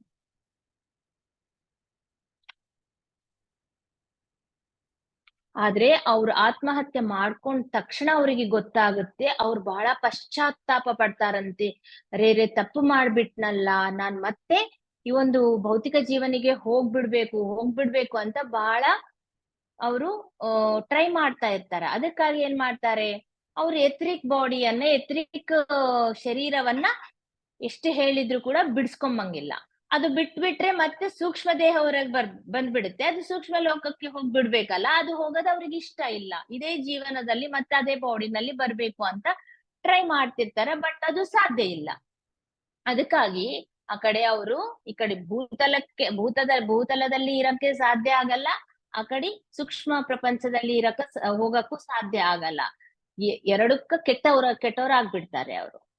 ಇಂಥ ಒಂದು ಈ ಆತ್ಮಗಳಿಗೆ ಏನಂತಂದ್ರೆ, ಈ ಒಂದು ಆಸ್ಟ್ರಲ್ ಸಹಾಯಕರು ಯಾರು ಇರ್ತಾರಲ್ವಾ, ಈ ಸಾಧಾರಣ ಮರಣ ಹೊಂದಿದವರಿಗೆ ಯಾವ ತರ ಮರಣ ಹೊಂದ ತಕ್ಷಣ ಅವ್ರ ಒಂದ್ ವೇಳೆ ಅವರಿಗೆ ಈ ಒಂದು ಎತ್ತರಿಕ್ ಶರೀರವನ್ನು ಬಿಡಿಸ್ಕೊಂಬಕ್ಕೆ ಆಗಿಲ್ಲ, ಅದು ಗೊತ್ತಿಲ್ಲ ಅಂತಂದ್ರೆ ಸಹಾಯಕರು ಬಂದು ಅವ್ರಿಗೆ ಎಷ್ಟೋ ತಿಳಿಸ್ಕೊಟ್ಟು ಟ್ರೈ ಮಾಡಿ ಬಿಡ್ಸಕ್ಕೆ ಅನುಕೂಲ ಮಾಡಿಕೊಡ್ತಾರೆ, ಅವರಿಗೆ ಹೆಲ್ಪ್ ಮಾಡ್ತಾರೆ ಸಹಾಯಕರು. ಬಟ್ ಯಾರು ಆತ್ಮಹತ್ಯೆ ಮಾಡ್ಕೊಂತಾರೋ ಅವ್ರ ವಿಷಯದಲ್ಲಿ ಈ ಸಹಾಯಕರು ಯಾವ ತರ ಸಹಾಯ ಮಾಡಕ್ಕೆ ಇಷ್ಟ ಪಡೋದಿಲ್ಲ, ಒಂದು ಸಾನುಭೂತಿ ಕೂಡ ತೋರ್ಸಲ್ಲ ಅವ್ರ ಮೇಲೆ. ಅವಾಗ ಏನಾಗುತ್ತೆ, ಇವ್ರು ಆ ಎತ್ತರಿಕ್ ಬಾಡಿಯನ್ನು ಬಿಡ್ಕೊಂಬಕ್ ಆಗಂಗಿಲ್ಲ, ಆ ಕಡೆ ಮೇಲೆ ಹೋಗಕ್ಕೂ ದಾರಿ ಕಾಣೋದಿಲ್ಲ, ಕೆಳಗೆ ಇಲ್ಲಿ ಶರೀರದಲ್ಲಿ ಬರಕ್ಕೂ ಸಾಧ್ಯವಿಲ್ಲ. ಅವಾಗ ಏನ್ ಮಾಡ್ತಾರೆ ಅವ್ರಿಗೆ ಏನು ತೋಚದಿಲ್ಲ, ಎಲ್ಲ ಕತ್ಲ, ಏನು ಕಾಣೋದಿಲ್ಲ. ಅವಾಗ ಬರೇ ಅವ್ರು ಯಾವ ಸ್ಥಾನದಲ್ಲಿ ಆತ್ಮಹತ್ಯೆ ಮಾಡ್ಕೊಂಡಿದಾರೋ ಅಲ್ಲೇ ತಿರುಗಾಡ್ತಾ ಇರ್ತಾರಂತೆ. ಅವ್ರನ್ನೇ ಏನಂತಾರೆ, ಅರ್ತ್ ಬೌಂಡ್ ಸೋಲ್ಸ್ ಅಂತ ಹೇಳ್ತಾರೆ. ಭೂಪರಿಮಿತ ಅಂದ್ರೆ ಭೂಮಿಗೆ ಪರಿಮಿತ ಆಗ್ಬಿಡ್ತಾರೆ, ಆದ್ರೆ ಅಲ್ಲಿ ಯೂಸ್ ಇಲ್ಲ. ಅರ್ತ್ ಬೌಂಡ್ ಸೋಲ್ ಅಂತ ಹೇಳ್ಬಿಡ್ತಾರ, ಅವ್ರ ಮೇಲೆ ಹೋಗೋದಿಲ್ಲ. ಅದೇ ಹೇಳ್ತಾರಲ್ಲ, ಹಳ್ಳಿ ಊರಲ್ಲಿ ನಾನು ಅದು ನೋಡಿದೀನಿ, ಇದು ನೋಡಿದೀನಿ, ಆಕಾರ ನೋಡಿದೀನಿ, ರಾತ್ರಿ ಹೊತ್ತಾಗ ನೋಡಿದೀನಿ ಅಂತ ಈ ತರ ತಿರುಗಾಡವ್ರೆ. ಆದ್ರೆ ಇವರು ನಮ್ಗೆ ಭಯ ಪಡೋ ಅವಸರ ಏನಿಲ್ಲ, ಅವ್ರಿಗೆ ಅಷ್ಟು ನಾಲೆಡ್ಜ್ ಇರಂಗಿಲ್ಲ, ಅಷ್ಟು ಹಾನಿ ಅವ್ರಿಂದ ನಮ್ಗೆ ಆಗದಿಲ್ಲ. ಬಟ್ ಅವರಲ್ಲಿ ಇರುವ ವ್ಯಥೆ, ಬಾಧೆ, ದುಃಖ ಹೆಂಗಿರುತ್ತೆ ಅಂತಂದ್ರೆ ಬಹಳ ಜಾಸ್ತಿ ಇರುತ್ತೆ. ಯಾಕಂದ್ರೆ ಏನ್ ಮಾಡ್ಬೇಕೋ ಗೊತ್ತಾಗಲ್ಲ. ಆ ಒಂಟಿತನದಿಂದ ಅವರು ಅಲ್ಲೇ ತಿರುಗಾಡ್ತಾ ಇರ್ತಾರ. ಆ ಪರಿಸ್ಥಿತಿ ಅಷ್ಟು ಬಾಧಾಕರವಾಗಿ ಇದ್ದಿದ್ರಿಂದ ಏನಾಗುತ್ತೆ, ಅವರು ಜಾಸ್ತಿ ಯಾತನೆಗೆ ಒಳಗಾಗ್ತಾರೆ. ಆ ಯಾತನದಿಂದ ಒಂದೊಂದ್ ಸಾರಿ ಅವರು ದೈವ ದ್ವೇಷಿ ಆಗ್ತಾರೆ, ಅದೇ ತರ ಮಾನವ ದ್ವೇಷಿಯಾಗಿ ಕೂಡ ಪರಿವರ್ತನೆ ಆಗ್ತಾರೆ. ಅಂದ್ರೆ ಮನುಷ್ಯರಂದ್ರು ಕೂಡ ಅಪೋಸಿಟ್ ಆಗ್ಬಿಡ್ತಾರೆ. ಅವ್ರಿಗೆ ಸಿಟ್ಟು, ಮನುಷ್ಯರಂದ್ರು ಸಿಟ್ಟು, ಯಾರು ಹೆಲ್ಪ್ ಮಾಡ್ತಾ ಇಲ್ಲ, ದೇವರು ಹೆಲ್ಪ್ ಮಾಡ್ತಾ ಇಲ್ಲ, ದೈವ ದ್ವೇಷಿ, ಮಾನವ ದ್ವೇಷಿ ಆಗ್ಬಿಡ್ತಾರಂತೆ. ಆಗ್ಬಿಟ್ಟು ಅವರು ಒಂಟಿ ಜೀವನವನ್ನು ನಡೆಸ್ತಾ ಇರ್ತಾರಲ್ಲ, ಆ ಒಂಟಿತನ ಹೆಂಗಿರುತ್ತೆ ಅಂದ್ರೆ, ಒಂಟಿತನ ಬಹಳ ಹಾರಿಬಲ್ ಆಗಿರುತ್ತೆ, ಅವ್ರಿಗೆ ತಡ್ಕೊಂಬಕ್ಕೆ ಆಗಲ್ಲ. ಅವಾಗ ಏನ್ ಮಾಡ್ತಾರೆ, ಇನ್ನ ಒಬ್ಬರಿಗೆ ಆತ್ಮಹತ್ಯೆ ಮಾಡ್ಕೊಂಬಕ್ಕೆ ಪ್ರೇರಣವನ್ನು ಕೊಡ್ತಾ ಇರ್ತಾರೆ. ಏನೋ ಒಂದ್ ಮಾಡಿ ಇನ್ನೊಬ್ರು ಕೂಡ ಆತ್ಮಹತ್ಯೆ ಮಾಡ್ಕೊಂಡ್ ಬಿಡ್ಬೇಕು. ಅವಾಗ ಏನಾಗುತ್ತೆ, ಅವರು ಕೂಡ ಬಂದು ನನಗೆ ಅವಾಗ ಏನಾಗುತ್ತೆ, ಒಂದು ಕಂಪನಿ ಸಿಗುತ್ತೆ ಅಂತ ಪ್ಲಾನ್ ಮಾಡ್ತಾರೆ. ಇಂತ ಒಂದು ಪ್ಲಾನ್ ಮಾಡಿ ಪ್ರಯತ್ನಗಳು ಮಾಡ್ತಾ ಇದ್ದಾಗ ಯಾವುದೋ ಒಂದು ಪ್ರಯತ್ನ ಸಕ್ಸಸ್ ಆಗುತ್ತಂತೆ, ಫಲಿಸುತ್ತೆ. ಯಾವುದೋ ಒಂದು ಬಹಳ ರೇರ್ ಆಗಿ ಇಂಥ ಪ್ರಯತ್ನಗಳನ್ನೋದು ಅವರಿಗೆ ಫಲಿತ ಬರುತ್ತೆ. ಯಾಕೆ, ಅವ್ರಿಗೆ ಬೇಕು, ಕಂಪನಿ ಬೇಕು, ಅದಕ್ಕಾಗಿ ಇನ್ನೊಬ್ಬರನ್ನ ಕೂಡ ಆತ್ಮಹತ್ಯೆ ಮಾಡ್ಕೊಂಬರಕ್ಕೆ ಪ್ರೇರಣ ಅನ್ನೋದು ಮಾಡಿ ಯಾವತ್ತೋ ತರ ಅವ್ರು ಆತ್ಮಹತ್ಯೆ ಮಾಡ್ಕೋಬೇಕು ಅಂತ ಇವ್ರು ನೋಡ್ತಾ ಇರ್ತಾರೆ. ಆದ್ರೆ ಇಂಥ ಕೆಲ್ಸಗಳು ಮಾಡಿದ್ಗೋಸ್ಕರ ಏನಾಗುತ್ತೆ, ಮತ್ತೆ ಬರೋ ಜನ್ಮಗಳಲ್ಲಿ ಅವ್ರಿಗೆ ಇನ್ನೂ ಬಹಳ ಕರ್ಮಗಳನ್ನೋದು ಅನುಭವಿಸ್ಬೇಕಾಗುತ್ತೆ. ಭಯಂಕರವಾಗಿರುತ್ತೆ. ಅವ್ರ ಜನ್ಮದಲ್ಲಿ ಬರುವ ಕಷ್ಟಗಳು ಇನ್ನೂ ಭಯಂಕರವಾಗಿರುತ್ತೆ. ಮೇಲೆನೆ ಹೋಗೋದಿಲ್ಲ, ಮತ್ತೆ ಜನ್ಮ ಹೆಂಗ ಬರುತ್ತೆ ಅಂತ ನಮ್ಗೆ ಕ್ವಶನ್ ಬರುತ್ತೆ. ಸೊ ಇದೇ ತರ ಕಾಲ ಕಳೆದು ಕಳೆದು ಕಳೆದು ಯಾವಾಗೋ ಒಂದು ಸಾರಿ ಅವ್ರ ತಪ್ಪನ್ನು ಅರ್ದುಕೊಂಡು ಯಾರೋ ಒಬ್ರು ಹೆಲ್ಪ್ ಮಾಡಿ ಅವಾಗ ಅದರಿಂದ ಹೊರಗ್ ಬಂದ ಮೇಲೆ ಎತ್ರಿಕ್ ಬಾಡಿಯನ್ನು ಬಿಡಿಸ್ಕೊಂಡು ಮೇಲಿನ ಲೋಕದಲ್ಲಿ ಹೋಗಿದ್ಮೇಲೆ ಕೂಡ ಅಷ್ಟು ಈಸಿಯಾಗಿ ಅವರಿಗೆ ಈ ದೇಹ ಸಿಗೋದಿಲ್ಲ. ಎಷ್ಟೋ ಕಾಲ ಅಲ್ಲಿ ಕೂಡ ವೇಟ್ ಮಾಡಿ ಮಾಡಿ ಮಾಡಿ ಅವಾಗ ಜನ್ಮ ತಗೊಳ್ಳಕ್ಕೆ ಪರ್ಮಿಷನ್ ಅನ್ನೋದು ಸಿಗುತ್ತೆ. ಅಷ್ಟು ದುರ್ಭರವಾಗಿ ಅವ್ರದೊಂದು ಜೀವನ ನಡೆಯುತ್ತೆ ಆತ್ಮಹತ್ಯೆ ಮಾಡ್ಕೊಂಡಿದ್ದವ್ರದ್ದು. ಅದಕ್ಕಾಗಿ ಆತ್ಮಹತ್ಯೆ ಮಾಡ್ಕೋಬಾರ್ದು ಅಂತ ಪ್ರತಿಯೊಂದು ಕುಲದ ಮತದಲ್ಲಿ ಹೇಳ್ತಾರೆ, ಪ್ರತಿಯೊಂದು ಗುರು ಅದೇ ಹೇಳ್ತಾರೆ, ಪ್ರತಿಯೊಂದು ಮತದಲ್ಲಿ ಇದು ಮಾತ್ರ ಬಹಳ ವರ್ಸ್ಟ್ ಕೆಲಸ ಏನು ಅಂದ್ರೆ ಆತ್ಮಹತ್ಯೆ, ಸೂಸೈಡ್ ಮಾಡ್ಕೊಳ್ಳೋದು ಅಂತ ಹೇಳ್ತಾರೆ. ಇನ್ನೊಂದು ಕ್ವಶನ್ ಕೇಳ್ತಾರೆ, ನಮ್ಮ ಜೀವನ ಎಲ್ಲ ಜೀವನಗಳನ್ನು ಕಂಟ್ರೋಲ್ ಮಾಡುವ ದೇವರು ಅಥವಾ ದೇವತೆಯರು ಇದ್ದರೆ ಜಾಸ್ತಿ ಜನ ಶಾಂತಿಯನ್ನು ಕೋರ್ಕೊಂತ ಇದ್ದಾಗ ಕೂಡ ಈ ಯುದ್ಧಗಳು ಏಕೆ ನಡೀತಾ ಇದೆ? ಎಲ್ಲರೂ ಯುದ್ಧ ಬೇಕು ಅಂತ ಜನರು ಕೇಳೋದಿಲ್ಲ. ಆದ್ರೆ ಅಲ್ಲಿ ಒಂದ್ ದೇವತೆ ಆಗ್ಲಿ ದೇವರಾಗ್ಲಿ ಈ ಯುದ್ಧಗಳನ್ನು ಏಕೆ ನಡೆಸ್ತಾ ಇದ್ದಾರೆ, ಏಕೆ ಅವರು ಅದನ್ನ ತಡೆಗಟ್ತಾ ಇಲ್ಲ ಅಂತ ಕೇಳ್ತಾರೆ. ಆದ್ರೆ ಇವ್ರೇನ್ ಹೇಳ್ತಾರೆ, ಈ ಸೃಷ್ಟಿಕರ್ತ ಆಗಿರುವ ಈ ದೇವರು ಏನಿರ್ತಾರಲ್ಲ ಅವರು ಯುದ್ಧಗಳನ್ನು ಸೃಷ್ಟಿ ಮಾಡಿದಾರಂತೇಳಿ ಅವರಿಂದನೇ ಇವೆಲ್ಲ ಆಗ್ತಾ ಇದಾವಂತ ನೀನ್ ಯಾಕೆ ಅನ್ಕೊಂತಾ ಇದೀ? ಆಕ್ಚುಲಿ ಯುದ್ಧಗಳು ಸೃಷ್ಟಿ ಮಾಡೋದು ಯಾರು ಅಂತಂದ್ರೆ ಈ ಮನುಷ್ಯರಲ್ಲಿರುವ ಒಂದು ಲಕ್ಷಣ ಇರುತ್ತೆ. ಮನುಷ್ಯರಿಗೆ ಏನೋ ಒಂದು ಲಕ್ಷಣ ಇರುತ್ತೆ. ಏನು ಅದು ಅಂತಂದ್ರೆ ಜಗಳ ಆಡುವ ಒಂದು ಲಕ್ಷಣ ಇರುತ್ತಂತೆ. ಆ ಜಗಳ ಆಡುವ ಲಕ್ಷಣದಿಂದ ಇವರು ಯುದ್ಧಗಳನ್ನು ನಡೆಸ್ತಾ ಇದ್ದಾರೆ, ತಮ್ಮ ತಾಯಿಗೆ ಸೃಷ್ಟಿ ಮಾಡ್ಕೊಂತ ಇದ್ದಾರೆ. ಏಕೆ ಯುದ್ಧಗಳು ಮಾಮೂಲಾಗಿ ಯಾಕೆ ಆಗುತ್ತೆ ಅಂದ್ರೆ ಆಕ್ಚುಲಿ ಈ ಒಂದು ದೇಶಗಳೆಲ್ಲ ಬೇರೆ ಬೇರೆ ಬೇರೆ ಇದೆ ಪ್ರಪಂಚದಲ್ಲಿ. ಬೇರೆ ಬೇರೆ ದೇಶಗಳು ಇದ್ದಷ್ಟು ಕಾಲ ಒಂದು ದೇಶ ಇನ್ನೊಂದು ದೇಶದಲ್ಲಿ ಇರುವ ಖನಿಜ ಸಂಪತ್ತನ್ನು ತಾನು ಲೂಟಿ ಮಾಡ್ಬೇಕಂತ ಪ್ರಯತ್ನ ಮಾಡುತ್ತೆ. ಇನ್ನ ಅದನ್ನ ಇನ್ನೊಂದು ದೇಶವನ್ನು ಆಕ್ಯುಪೈ ಮಾಡ್ಕೊಂಡು ಆ ದೇಶವನ್ನು ಕೂಡ ತಾನೇ ಆಳ್ಬೇಕು ಅಂತೇಳಿ ಪ್ಲಾನ್ ಮಾಡಿ ತನ್ನ ರಾಜ್ಯವನ್ನು ವಿಸ್ತರಣೆ ಮಾಡ್ಕೊಂಬಕ್ ನೋಡುತ್ತೆ. ಮತ್ತೆ ಇನ್ನೇನ್ ಮಾಡುತ್ತೆ,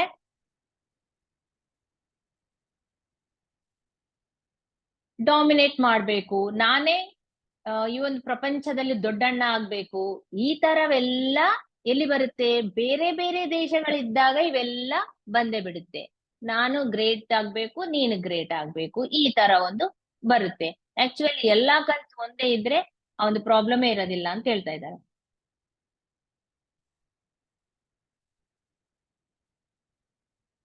ಆದ್ರೆ ಒಂದೊಂದು ಜಾತಿ ಅವ್ರು ಏನ್ ಮಾಡ್ತಾರೆ, ಒಂದೊಂದು ದೇಶದವರು ನಾವೇ ಗ್ರೇಟ್ ಎಲ್ಲರಿಗಿಂತ ಪ್ರಪಂಚದಲ್ಲಿ ಅಂತೇಳಿ ಇನ್ನೊಬ್ಬರನ್ನ ಆಕ್ಯುಪೈ ಮಾಡ್ಕೊಂಡು ಆಕ್ಯುಪೈ ಹೆಂಗ್ ಮಾಡ್ಕೊಂತಾರೆ ಇವಾಗ ನೋಡ್ತಾ ಇದೀವಿ. ಈ ಅಮೆರಿಕ ಏನಿದೆ ಅಲ್ವಾ, ಅದು ಬೇರೆ ಬೇರೆ ಸಣ್ಣ ಸಣ್ಣ ದೇಶಗಳಿಗೆ ಯಾವಾಗ ಅವರಿಗೆ ನೆಸೆಸರಿ ಇರುತ್ತೋ, ಅವ್ರಿಗೆ ಯಾವ್ದು ಅವಸರ ಬರುತ್ತೋ ಅವಾಗ ವೆಪನ್ಸ್ ಸಪ್ಲೈ ಮಾಡ್ತಾ ಇರುತ್ತೆ, ಇಲ್ಲಾಂದ್ರೆ ಸಾಲವನ್ನು ಕೊಡುತ್ತೆ. ಏನೋ ಒಂದ್ ಮಾಡಿ ಅವ್ರು ಸಾಲವನ್ನು ಕೊಟ್ಟಿದ್ಮೇಲೆ ಸ್ವಲ್ಪ ವರ್ಷಕ್ಕೆ ಅವ್ರಿಗೆ ತೀರ್ಸಕ್ ಆಗಲ್ಲ. ಅವಾಗ ಏನ್ ಮಾಡುತ್ತೆ, ಇದು ನಮ್ ಕಂಟ್ರೋಲ್ ನಲ್ಲಿ ಈ ಅಮೆರಿಕ ಆ ಸಣ್ಣ ದೇಶವನ್ನು ತಮ್ಮ ಕಂಟ್ರೋಲ್ ನಲ್ಲಿ ತಂದ್ಕೊಂಡ್ಬಿಟ್ಟು ಅವ್ರಿಗೆ ಕೂಡ ಇವರೇ ಒಂದು ರಾಜ್ಯವನ್ನು ಆಳ್ಬಿಡುತ್ತೆ. ನಾವೇ ನಿಮ್ಗೆ ಹೆಡ್ ಅಂತ ಆಳ್ಬಿಡುತ್ತೆ. ಅವಾಗ ಆ ತರ ಒಂದೊಂದು ಸಣ್ಣ ಕಂಟ್ರಿನೆಲ್ಲ ಆಕ್ಯುಪೈ ಮಾಡ್ಕೊಂತ ಇರುತ್ತೆ, ಅವ್ರಿಗೆ ಸಹಾಯ ಮಾಡಿ ಮತ್ತೆ ರಿಟರ್ನ್ ಆಗಿ ಈ ತರ ಕೆಲ್ಸಗಳೆಲ್ಲ ಮಾಡ್ತಾ ಇರುತ್ತೆ. ಅವಾಗ ಈ ಜಾತಿಯನ್ನು ತನ್ನ ಕಂಟ್ರೋಲ್ ನಲ್ಲಿ ತಂದ್ಕೊಂಡು ಅವ್ರ ರೂಲ್ಸ್ ಎಲ್ಲ ಇವ್ರ ಮೇಲೆ ಪಾಸ್ ಮಾಡಿ ಇವರಿಗೆ ತಕ್ಕಂಗ ಅವ್ರ ಜೀವನವನ್ನು ನಡ್ಸಕ ಅವರು ಒಂದು ಡಾಮಿನೇಷನ್ ಅನ್ನು ಮಾಡ್ತಾ ಇರ್ತಾರೆ. ಆ ಒಂದು ಪರಿಪಾಲನಾ ಅನ್ನೋದೇ ಆ ತರ ನಡೀತಾ ಇರುತ್ತೆ. ಆದ್ರೆ ಪ್ರತಿಯೊಂದು ಜಾತಿಗೆ ಒಂದು ಸ್ವೇಚ್ಛಾ ಅನ್ನೋದು ಇರುತ್ತೆ. ಆ ಒಂದು ಸ್ವೇಚ್ಛದ ಪ್ರಕಾರ ಅವ್ರ ಪ್ರಗತಿಯನ್ನು ಹೊಂದುತ್ತಾ ಇರ್ತಾರೆ. ಇವಾಗ ಯಾರು ಡಾಮಿನೇಟ್ ಮಾಡ್ತಾರೋ ಅವ್ರ ಅಂಡರ್ ನಲ್ಲಿ ಹೋಗಿದ್ದಾಗ ಏನಾಗುತ್ತೆ, ಅವ್ರ ಪ್ರಗತಿ ಅನ್ನೋದು, ಪುರೋಗತಿ ಅನ್ನೋದು ಬಹಳ ಸ್ಲೋ ಡೌನ್ ಆಗ್ತಾ ಹೋಗುತ್ತೆ. ಆ ಕರ್ಮವನ್ನು ಕೂಡ ಈ ಯಾವ ದೇಶ ಡಾಮಿನೇಟ್ ಮಾಡಿ ತಮ್ಮ ಒಂದು ಬೇರೆ ಕಂಟ್ರಿಯನ್ನು ಆಕ್ಯುಪೈ ಮಾಡ್ಕೊಂಡಿದೆನೋ ಅವರೇ ಆ ಜಾತಿನೇ ಅನುಭವಿಸ್ಬೇಕಾಗುತ್ತೆ. ನೆಕ್ಸ್ಟ್ ಬರುವ ತರಗಳಲ್ಲಿ ಈ ಒಂದು ಕಂಪಲ್ಸರಿ ಈ ಕರ್ಮ ಅನ್ನೋದು, ಎಫೆಕ್ಟ್ ಅನ್ನೋದು ಈ ಜಾತಿ ಮೇಲೆ ಬಿದ್ದೇ ಬೀಳುತ್ತೆ. ಜಾತಿ 2 ಕರ್ಮಗಳಿರುತ್ತಂತೆ. ಒಂದು ಜಾತಿ ಕರ್ಮ, 2 ವ್ಯಕ್ತಿಗತ ಕರ್ಮ. ವ್ಯಕ್ತಿಗತ ಕರ್ಮದ ಬಗ್ಗೆ ನಮ್ಗೆಲ್ಲರಿಗೂ ಗೊತ್ತು. ಜಾತಿ ಕರ್ಮ ಅಂದ್ರೆ ಈ ತರ ಇರುತ್ತಂತೆ. ಇವಾಗ ನೋಡಿದ್ರೆ ಪ್ರತಿಯೊಂದು ಈ ದೊಡ್ಡ ದೊಡ್ಡ ಕಂಟ್ರೀಸ್ ಯಾವ ಇದೇನೋ ಆ ಸಣ್ಣ ಕಂಟ್ರೀಸ್ನೆಲ್ಲ ಈ ತರನೇ ಆಕ್ಯುಪೈ ಮಾಡ್ಕೊಂಡು ಆಳ್ತಾ ಇದಾವೆ. ಇವೆಲ್ಲ ಮುಂದೆ ಮುಂದೆ ಆ ಒಂದು ಕಂಟ್ರಿ ನಾಶವಾಗಕ್ಕೆ ಅವರು ತಮ್ಮಷ್ಟಕ್ಕೆ ತಾನೇ ಬೀಜ ಹಾಕೊಂತ ಇದ್ದಾರೆ ಅಂತ ಅರ್ಥ. ಅದೇ ತರ ಒಂದು ಯುದ್ಧ ಇನ್ನೊಂದು ಯುದ್ಧಕ್ಕೆ ಪ್ರೇರಣೆ ಆಗುತ್ತೆ. ಇವಾಗ ನೋಡ್ತಾ ಇದ್ವಿ, 1-2 ವರ್ಷ ಕಾಲದಿಂದ ಒಂದು ಯುದ್ಧ ನಡೀತಾ ಇದೆ, ಯುಕ್ರೇನ್.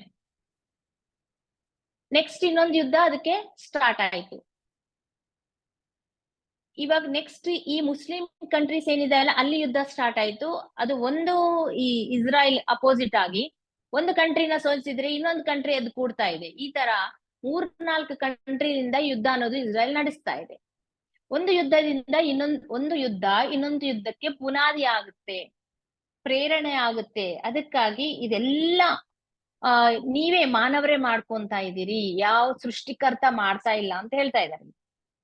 ಯಾವಾಗ ಎಷ್ಟುವರೆಗೆ ಇದೆಲ್ಲ ನಡೀತಾ ಇರ್ತದಂದ್ರೆ ನಾವೆಲ್ಲರೂ ಒಂದೇ ಜಾತಿ, ಮಾನವ ಜಾತಿ ಅಂತ ಪ್ರಪಂಚವೆಲ್ಲ ತಿಳಿದಾಗ ಮಾತ್ರ ಇದು ಇಂಥವೆಲ್ಲ ನಡೆಯೋದಿಲ್ಲ, ಯುದ್ಧಗಳನ್ನು ಸ್ಟಾಪ್ ಆಗುತ್ತೆ. ನಾವೆಲ್ಲ ಒಂದೇ ಕುಟುಂಬ ಅಂತ ಎಲ್ಲರೂ ತಿಳಿಬೇಕು. ಆದ್ರೆ ಅದು ಬರುತ್ತಾ ಆಕ್ಚುಲಿ ಅಂತ ಒಂದು ಟೈಮ್ ಬರುತ್ತಾ ಅಂತ ನಮ್ಗೆ ಡೌಟ್ ಬರುತ್ತೆ ಅಂತ ಹೇಳ್ತಾ ಇದ್ದಾರೆ ಇಲ್ಲಿ. ಒಂದು ನೆಕ್ಸ್ಟ್ ಬರೋ ಕಾಲದಲ್ಲಿ ಹೆಂಗಿರುತ್ತೆ ಅಂದ್ರೆ, ಇಲ್ಲ ಈ ತರ ಬಿಡಿ ಬಿಡಿಯಾಗಿ ದೇಶಗಳು ಯಾವ ಇರೋದಿಲ್ಲ. ಎಲ್ಲರೂ ಕಲ್ತು ಪ್ರಶಾಂತವಾಗಿ ಜೀವನವನ್ನು ಜೀವಿಸ್ತಾರೆ. ತಮ್ಮ ಪ್ರಾಂತದಲ್ಲಿ ಉತ್ಪತ್ತಿಯಾಗುವ ವನರುಗಳಾಗ್ಲಿ ವಸ್ತುಗಳನ್ನಾಗ್ಲಿ ಬೇರೆ ದೇಶಗಳಿಗೆ ಅವರು ಬೇರೆ ದೇಶಗಳ ಜೊತೆ ಹಂಚ್ಕೊಂತಾರಂತೆ. ಅದು ಅವ್ರು ತಯಾರು ಮಾಡಿದ್ದಾಗ್ಲಿ ಇಲ್ಲಾಂದ್ರೆ ಬೆಳೆಸಿದ್ದಾಗ್ಲಿ, ಪ್ರಕೃತಿ ಸಿದ್ಧವಾಗಿ ಬೆಳೆದಿದ್ದಾಗ್ಲಿ, ತಾವು ಒಂದು ತಯಾರು ಮಾಡಿದ ವಸ್ತುಗಳಾಗ್ಲಿ, ಈ ತರ ಇರುತ್ತೆ. ನೆಕ್ಸ್ಟ್ ಪ್ರಪಂಚ ಎಲ್ಲ ಒಂದೇ ದೇಶ ಆಗಿ ಏರ್ಪಾಟಾಗುತ್ತೆ. ಆಮೇಲೆ ಅದರಲ್ಲಿರುವ ಎಲ್ಲಾ ದೇಶಗಳು, ಇವಾಗ ಏನ್ ದೇಶ ಬೇರೆ ಬೇರೆ ಇದಾವಲ್ಲ, ಅವೆಲ್ಲ ರಾಷ್ಟ್ರಗಳಾಗುತ್ತಂತೆ. ಒಂದು ದೇಶ ಪ್ರಪಂಚ ಎಲ್ಲ ಕಲ್ತು ಒಂದು ದೇಶ ಆಗುತ್ತೆ, ಅದರಲ್ಲಿ ಇವೆಲ್ಲ ರಾಷ್ಟ್ರಗಳಾಗುತ್ತೆ. ಎಲ್ಲಾ ಜಾತಿಗಳಲ್ಲಿ ಇರುವ ಈ ಜ್ಞಾನಿಗಳೇನ್ ಮಾಡ್ತಾರೆ, ಎಲ್ಲರೂ ಒಂದಲ್ಲಿ ಸೇರಿ ಲೋಕ ಕಲ್ಯಾಣಕರವಾದ ಚಟ್ಟಗಳನ್ನು ನಿರ್ಮಿಸ್ತಾರಂತೆ. ಅಂದ್ರೆ ಈ ಲೋಕ ಕಲ್ಯಾಣಕರಕ್ಕೆ ಏನೇನು ಬೇಕೋ ಅಂತ ರೂಲ್ಸ್ ಅನ್ನು, ಅಂತ ಚಟ್ಟಗಳನ್ನು ತರ್ತಾರೆ. ಅವಾಗಿನ ಜನಾಭಾದಲ್ಲಿ ಜಾಸ್ತಿ ಯಾರಿರ್ತಾರೆ ಅಂದ್ರೆ ಶಾಂತಿ ಕಾಮಕರಿಗೆ ಅಲ್ಲಿ ಜನಾಭಾವಾಗಿ ಜಾಸ್ತಿ ಜನ ಅವರೇ ಇರ್ತಾರೆ, ಶಾಂತಿವನ್ನೇ ಬಯಸ್ತಾ ಇರ್ತಾರೆ ಅಂತ ಹೇಳ್ತಾ ಇದ್ದಾರೆ. ಆದ್ರೆ ಈ ಯುದ್ಧ ನಡೆದಾಗ ಏನಾಗ್ತದೆ, ಒಂದು ಕಂಟ್ರಿ ಗೆಲ್ಲುತ್ತದೆ, ಒಂದು ಕಂಟ್ರಿ ಸೋತ್ ಬಿಡ್ತದೆ. ಆದ್ರೆ ಈ ಯಾವ ಕಂಟ್ರಿ ವಿಜಯನ್ನು ಸಾಧಿಸ್ತದೋ ಆ ವಿಜಯ ಕೂಡ ವಿಜಯ ಅಲ್ಲ, ಅದು ಕೂಡ ಅದಕ್ಕೆ ಸೋಲೆ ಅಂತ ಹೇಳ್ತಾ ಇದ್ದಾರೆ. ಯಾಕೆ ಅಂತಂದ್ರೆ ಈ ಯುದ್ಧದ ನಂತರ ಪರಿಸ್ಥಿತಿಗಳು ಇನ್ನೂ ದುರ್ಭರವಾಗಿ ಆಗ್ಬಿಡುತ್ತೆ ಎಲ್ಲಾ ಕಂಟ್ರಿಗಳಿಗೂ. ಒಂದು ಪ್ಲೇಸ್ ನಲ್ಲಿ ಪ್ರಪಂಚದಲ್ಲಿ ಯುದ್ಧ ಸ್ಟಾರ್ಟ್ ಆಗಿದ್ರೆ ಆ ಎಫೆಕ್ಟ್ ಅನ್ನೋದು ಟೋಟಲ್ ಪ್ರಪಂಚದ ಮೇಲೆನೆ ಬೀಳುತ್ತೆ. ಅದು ನಾವು ಇವಾಗ ನೋಡ್ತಾ ಇದೀವಿ.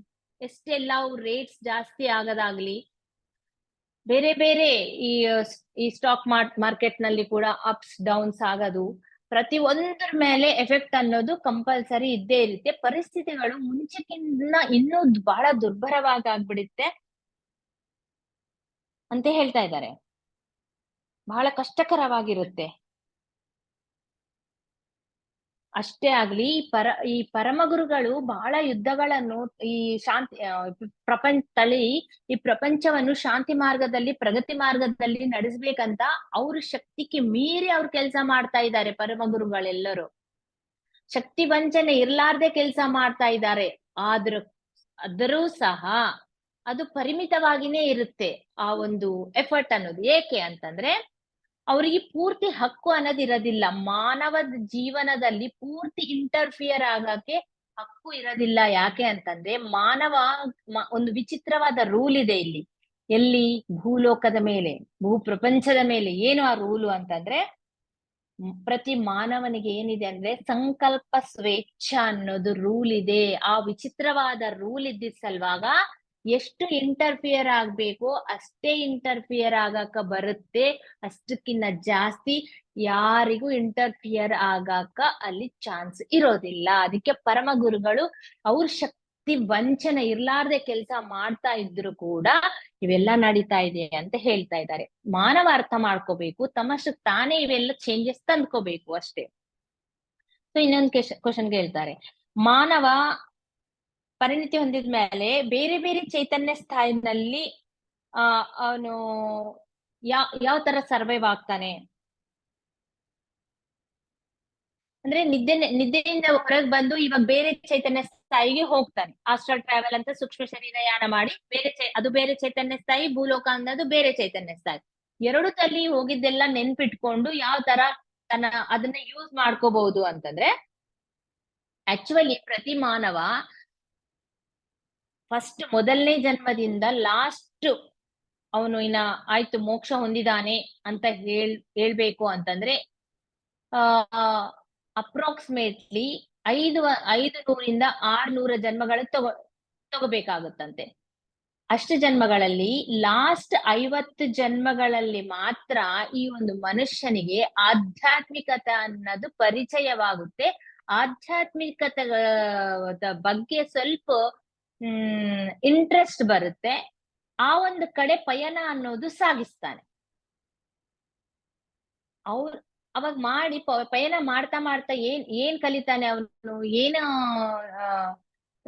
ಯೂಸ್ಫುಲ್ ಆಗಿ ಯಾವ ತರ ಯೂಸ್ ಆಗುತ್ತೆ ಅವರಿಗೆ ಅಂತಂದ್ರೆ, ಅವರಲ್ಲೇ ಇಂಟರ್ನಲ್ಲಿ ಒಳಗಡೆ ಇರುವ ಸ್ವಲ್ಪ ನಿದ್ರಾಣವಾಗಿರುವ ಶಕ್ತಿಗಳಿರುತ್ತೆ ಪ್ರತಿಯೊಂದು ಮಾನವನಿಗೆ.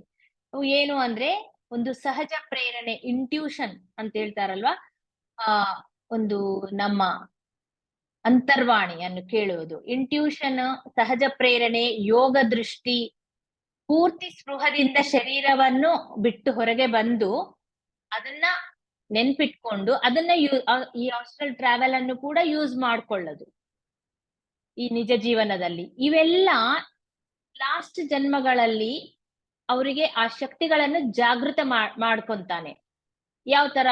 ಈ ಆಧ್ಯಾತ್ಮಿಕದಲ್ಲಿ ಎಂಟರ್ ಆಗಿ, ಈ ಧ್ಯಾನ ಇಂಥವೆಲ್ಲ ಎಂಟರ್ ಆಗಿ ಇವೆಲ್ಲ ಕಲಿತು ಅವೇಕನಿಂಗ್ ತನ್ನಲ್ಲೇ ಇರ್ತಾವೆ ಎಲ್ಲ ಶಕ್ತಿಗಳು, ಅದನ್ನ ಜಾಗೃತಗೊಳಿಸೋದ್ ಮಾತ್ರ ಆತನ ಕೆಲ್ಸ ಅಷ್ಟೇ. ಆ ತರ ಆಗುತ್ತೆ. ಆದ್ರೆ ಸ್ವಲ್ಪ ಕೇಸಸ್ ನಲ್ಲಿ ಮಾತ್ರ ಈ ಕೇವಲ ಪರಿಣಿತಿ ಹೊಂದಿರುವ ಮಾನವರಿಗಷ್ಟೇ ಅಲ್ಲ, ಸ್ವಲ್ಪ ಕಡಿಮೆ ಪರಿಣಿತಿ ಹೊಂದಿದವರಿಗೆ ಕೂಡ ಈ ಒಂದು ಅವಕಾಶವನ್ನು ಕಲ್ಪಿಸಲಾಗುತ್ತೆ. ಅದೇ ತರ ನಿನ್ಗೂ ಇವಾಗ ಕಲ್ಪಿಸಲಾಗಿದೆ. ಆಕ್ಚುಲಿ ಪೀಟರ್ಗೆ ಹೇಳ್ತಾ ಇದ್ದಾನೆ ಆಚಾರ್ಯ ಅವರು, ನೀನು ಇನ್ನು ಪರಿಪೂರ್ಣ ಮಾನವ ಆಗ್ಬೇಕು ಅಂದ್ರೆ 50 ಜನ್ಮಗಳು ಇನ್ನ ತಗೋಬೇಕಾಗಿದೆ.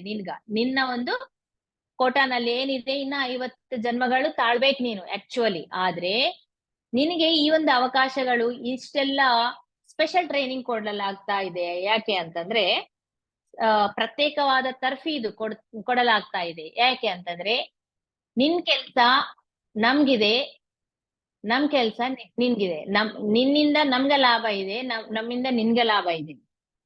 ಅದಕ್ಕಾಗಿ ನಿನ್ಗ ಸ್ಪೆಷಲ್ ಟ್ರೈನಿಂಗ್ ಕೊಡ್ತಾ ಇದೀವಿ ಅಂತ ಹೇಳ್ತಾರೆ. ಆದ್ರೆ ಅದಕ್ಕಾಗಿ ನಾನು ಏನ್ ಎಕ್ಸ್ಪೆಕ್ಟ್ ಮಾಡ್ತಾ ಇದ್ದೀನಿ ಅಂತಂದ್ರೆ, ನೀನು ಏನ್ ಜ್ಞಾನವನ್ನು ಕಲಿತಾ ಇದೆಯೋ ಇದೆಷ್ಟೋ ಜನಕ್ಕೆ ನೀನ್ ಹೇಳ್ತೀಯಾ, ನಿನ್ನಲ್ಲೇ ಇಟ್ಕೊಳ್ಳಾರ್ದೆ ನೀನ್ ಹೇಳ್ತೀಯಾ, ನೀನು ಇದನ್ನ ನಾಲೆಡ್ಜ್ ಅನ್ನ ಸ್ಪ್ರೆಡ್ ಮಾಡ್ತೀಯಾ ಅಂತ ಒಂದು ನಂಬಿಕೆ ಇದೆ ನಿನ್ ಮೇಲೆ ಅಂತ ಹೇಳ್ತಾ ಇದ್ದಾರೆ ಆಚಾರ್ಯ. ಆದ್ರೆ ಇನ್ನೊಂದು ವಿಷಯ ನೆನ್ಪಿಟ್ಕೋ, ಎಲ್ಲರಿಗೆ ಬರ್ಲಾರ್ದ ಚಾನ್ಸ್ ನನ್ಗೆ ಬಂದಿದೆ. ಎಲ್ಲರ ಒಂದು ಮನೆಯಲ್ಲಿ, ಕುಟುಂಬದಲ್ಲಿ ಈ ಒಂದು ಮರಣ ಅನ್ನೋದು ಆಗ್ತಾ ಇರುತ್ತೆ. ಆದ್ರೆ ನಿನ್ಗೆ ಈ ಚಾನ್ಸ್ ಸಿಕ್ಕಿದೆ ಅಲ್ವಾ, ಎಲ್ಲರಿಗೆ ಸಿಗ್ಲಿಲ್ಲ, ನನ್ಗ ಇಷ್ಟು ಒಳ್ಳೆ ಚಾನ್ಸ್ ಸಿಗ್ತು ಅಂತ ಎಂದಿಗೂ ನೀನು ಗ್ರೇಟ್ ಅನ್ಕೋಬೇಡ. ನೀನು ಜಾಸ್ತಿ ಗ್ರೇಟ್ ಅನ್ಕೊಂಬಕ್ ಹೋಗ್ಬೇಡ. ಒಂದು ಸಾರಿ ಗರ್ವ ಬಂತು ಅಂತಂದ್ರೆ ನಿನಗ ಬರುವ ಈ ಸಹಾಯ ಅನ್ನೋದು ಸ್ಟಾಪ್ ಆಗ್ಬಿಡುತ್ತೆ.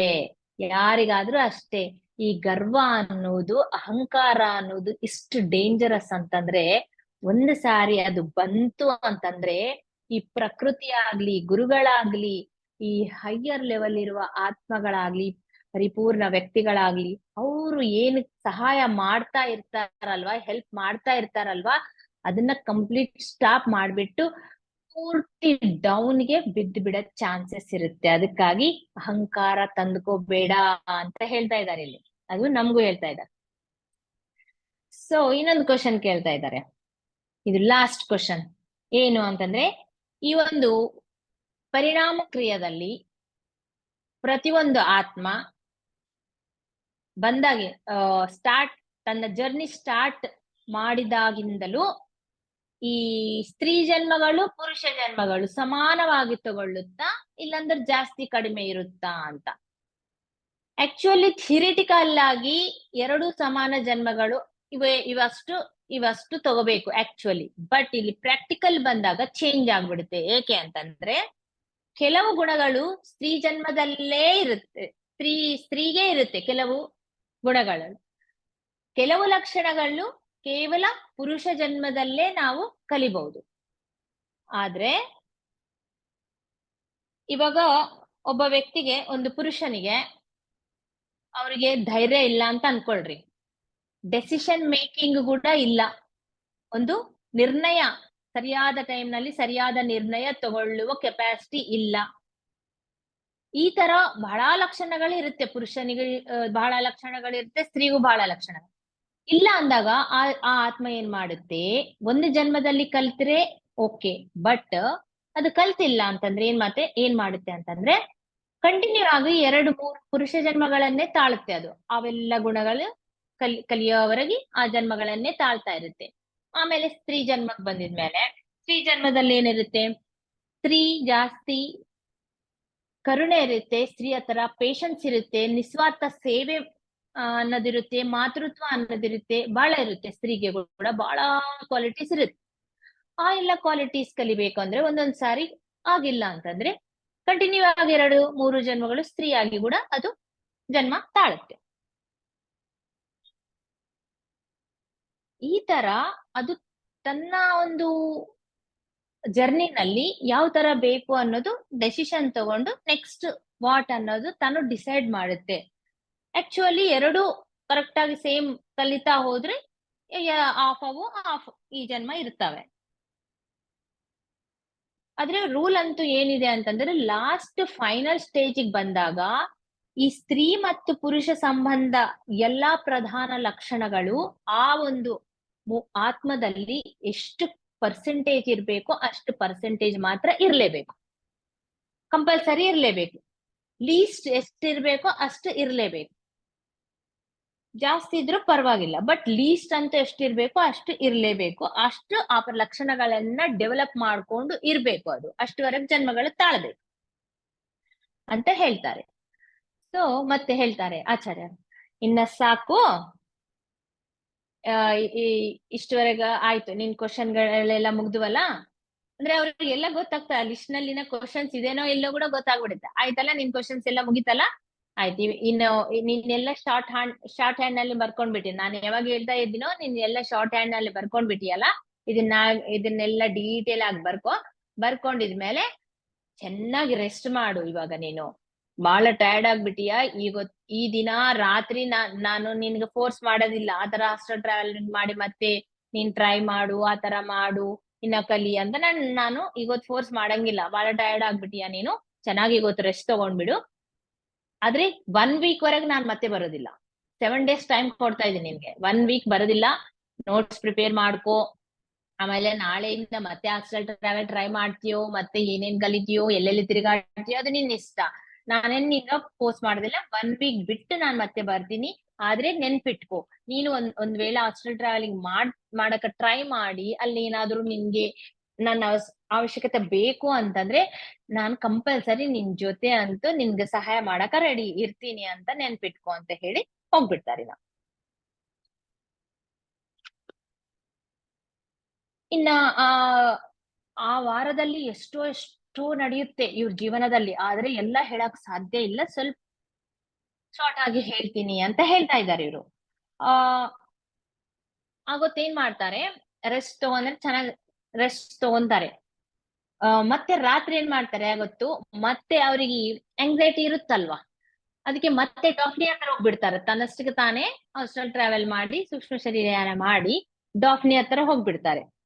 ಅವಾಗ ಹೋಗಿದ್ದಾಗ ಡಾಫ್ನಿ ಅಲ್ಲಿ ಅವರ ಒಂದು ಫ್ರೆಂಡ್ಸ್ ಅನ್ನ ಎಲ್ಲರನ್ನ ಭೇಟಿ ಮಾಡಿಸ್ತಾಳೆ ಅವಳು. ಮಾಡಿಸಿದಾಗ ಅವರೆಲ್ಲರೂ ಕೂತು ಚೆನ್ನಾಗಿ ಮಾತಾಡ್ಕೊಂತಾರೆ, ಎಷ್ಟು ತಾಸುಗಟ್ಲೆ ಮಾತಾಡ್ಕೊಂತಾರೆ.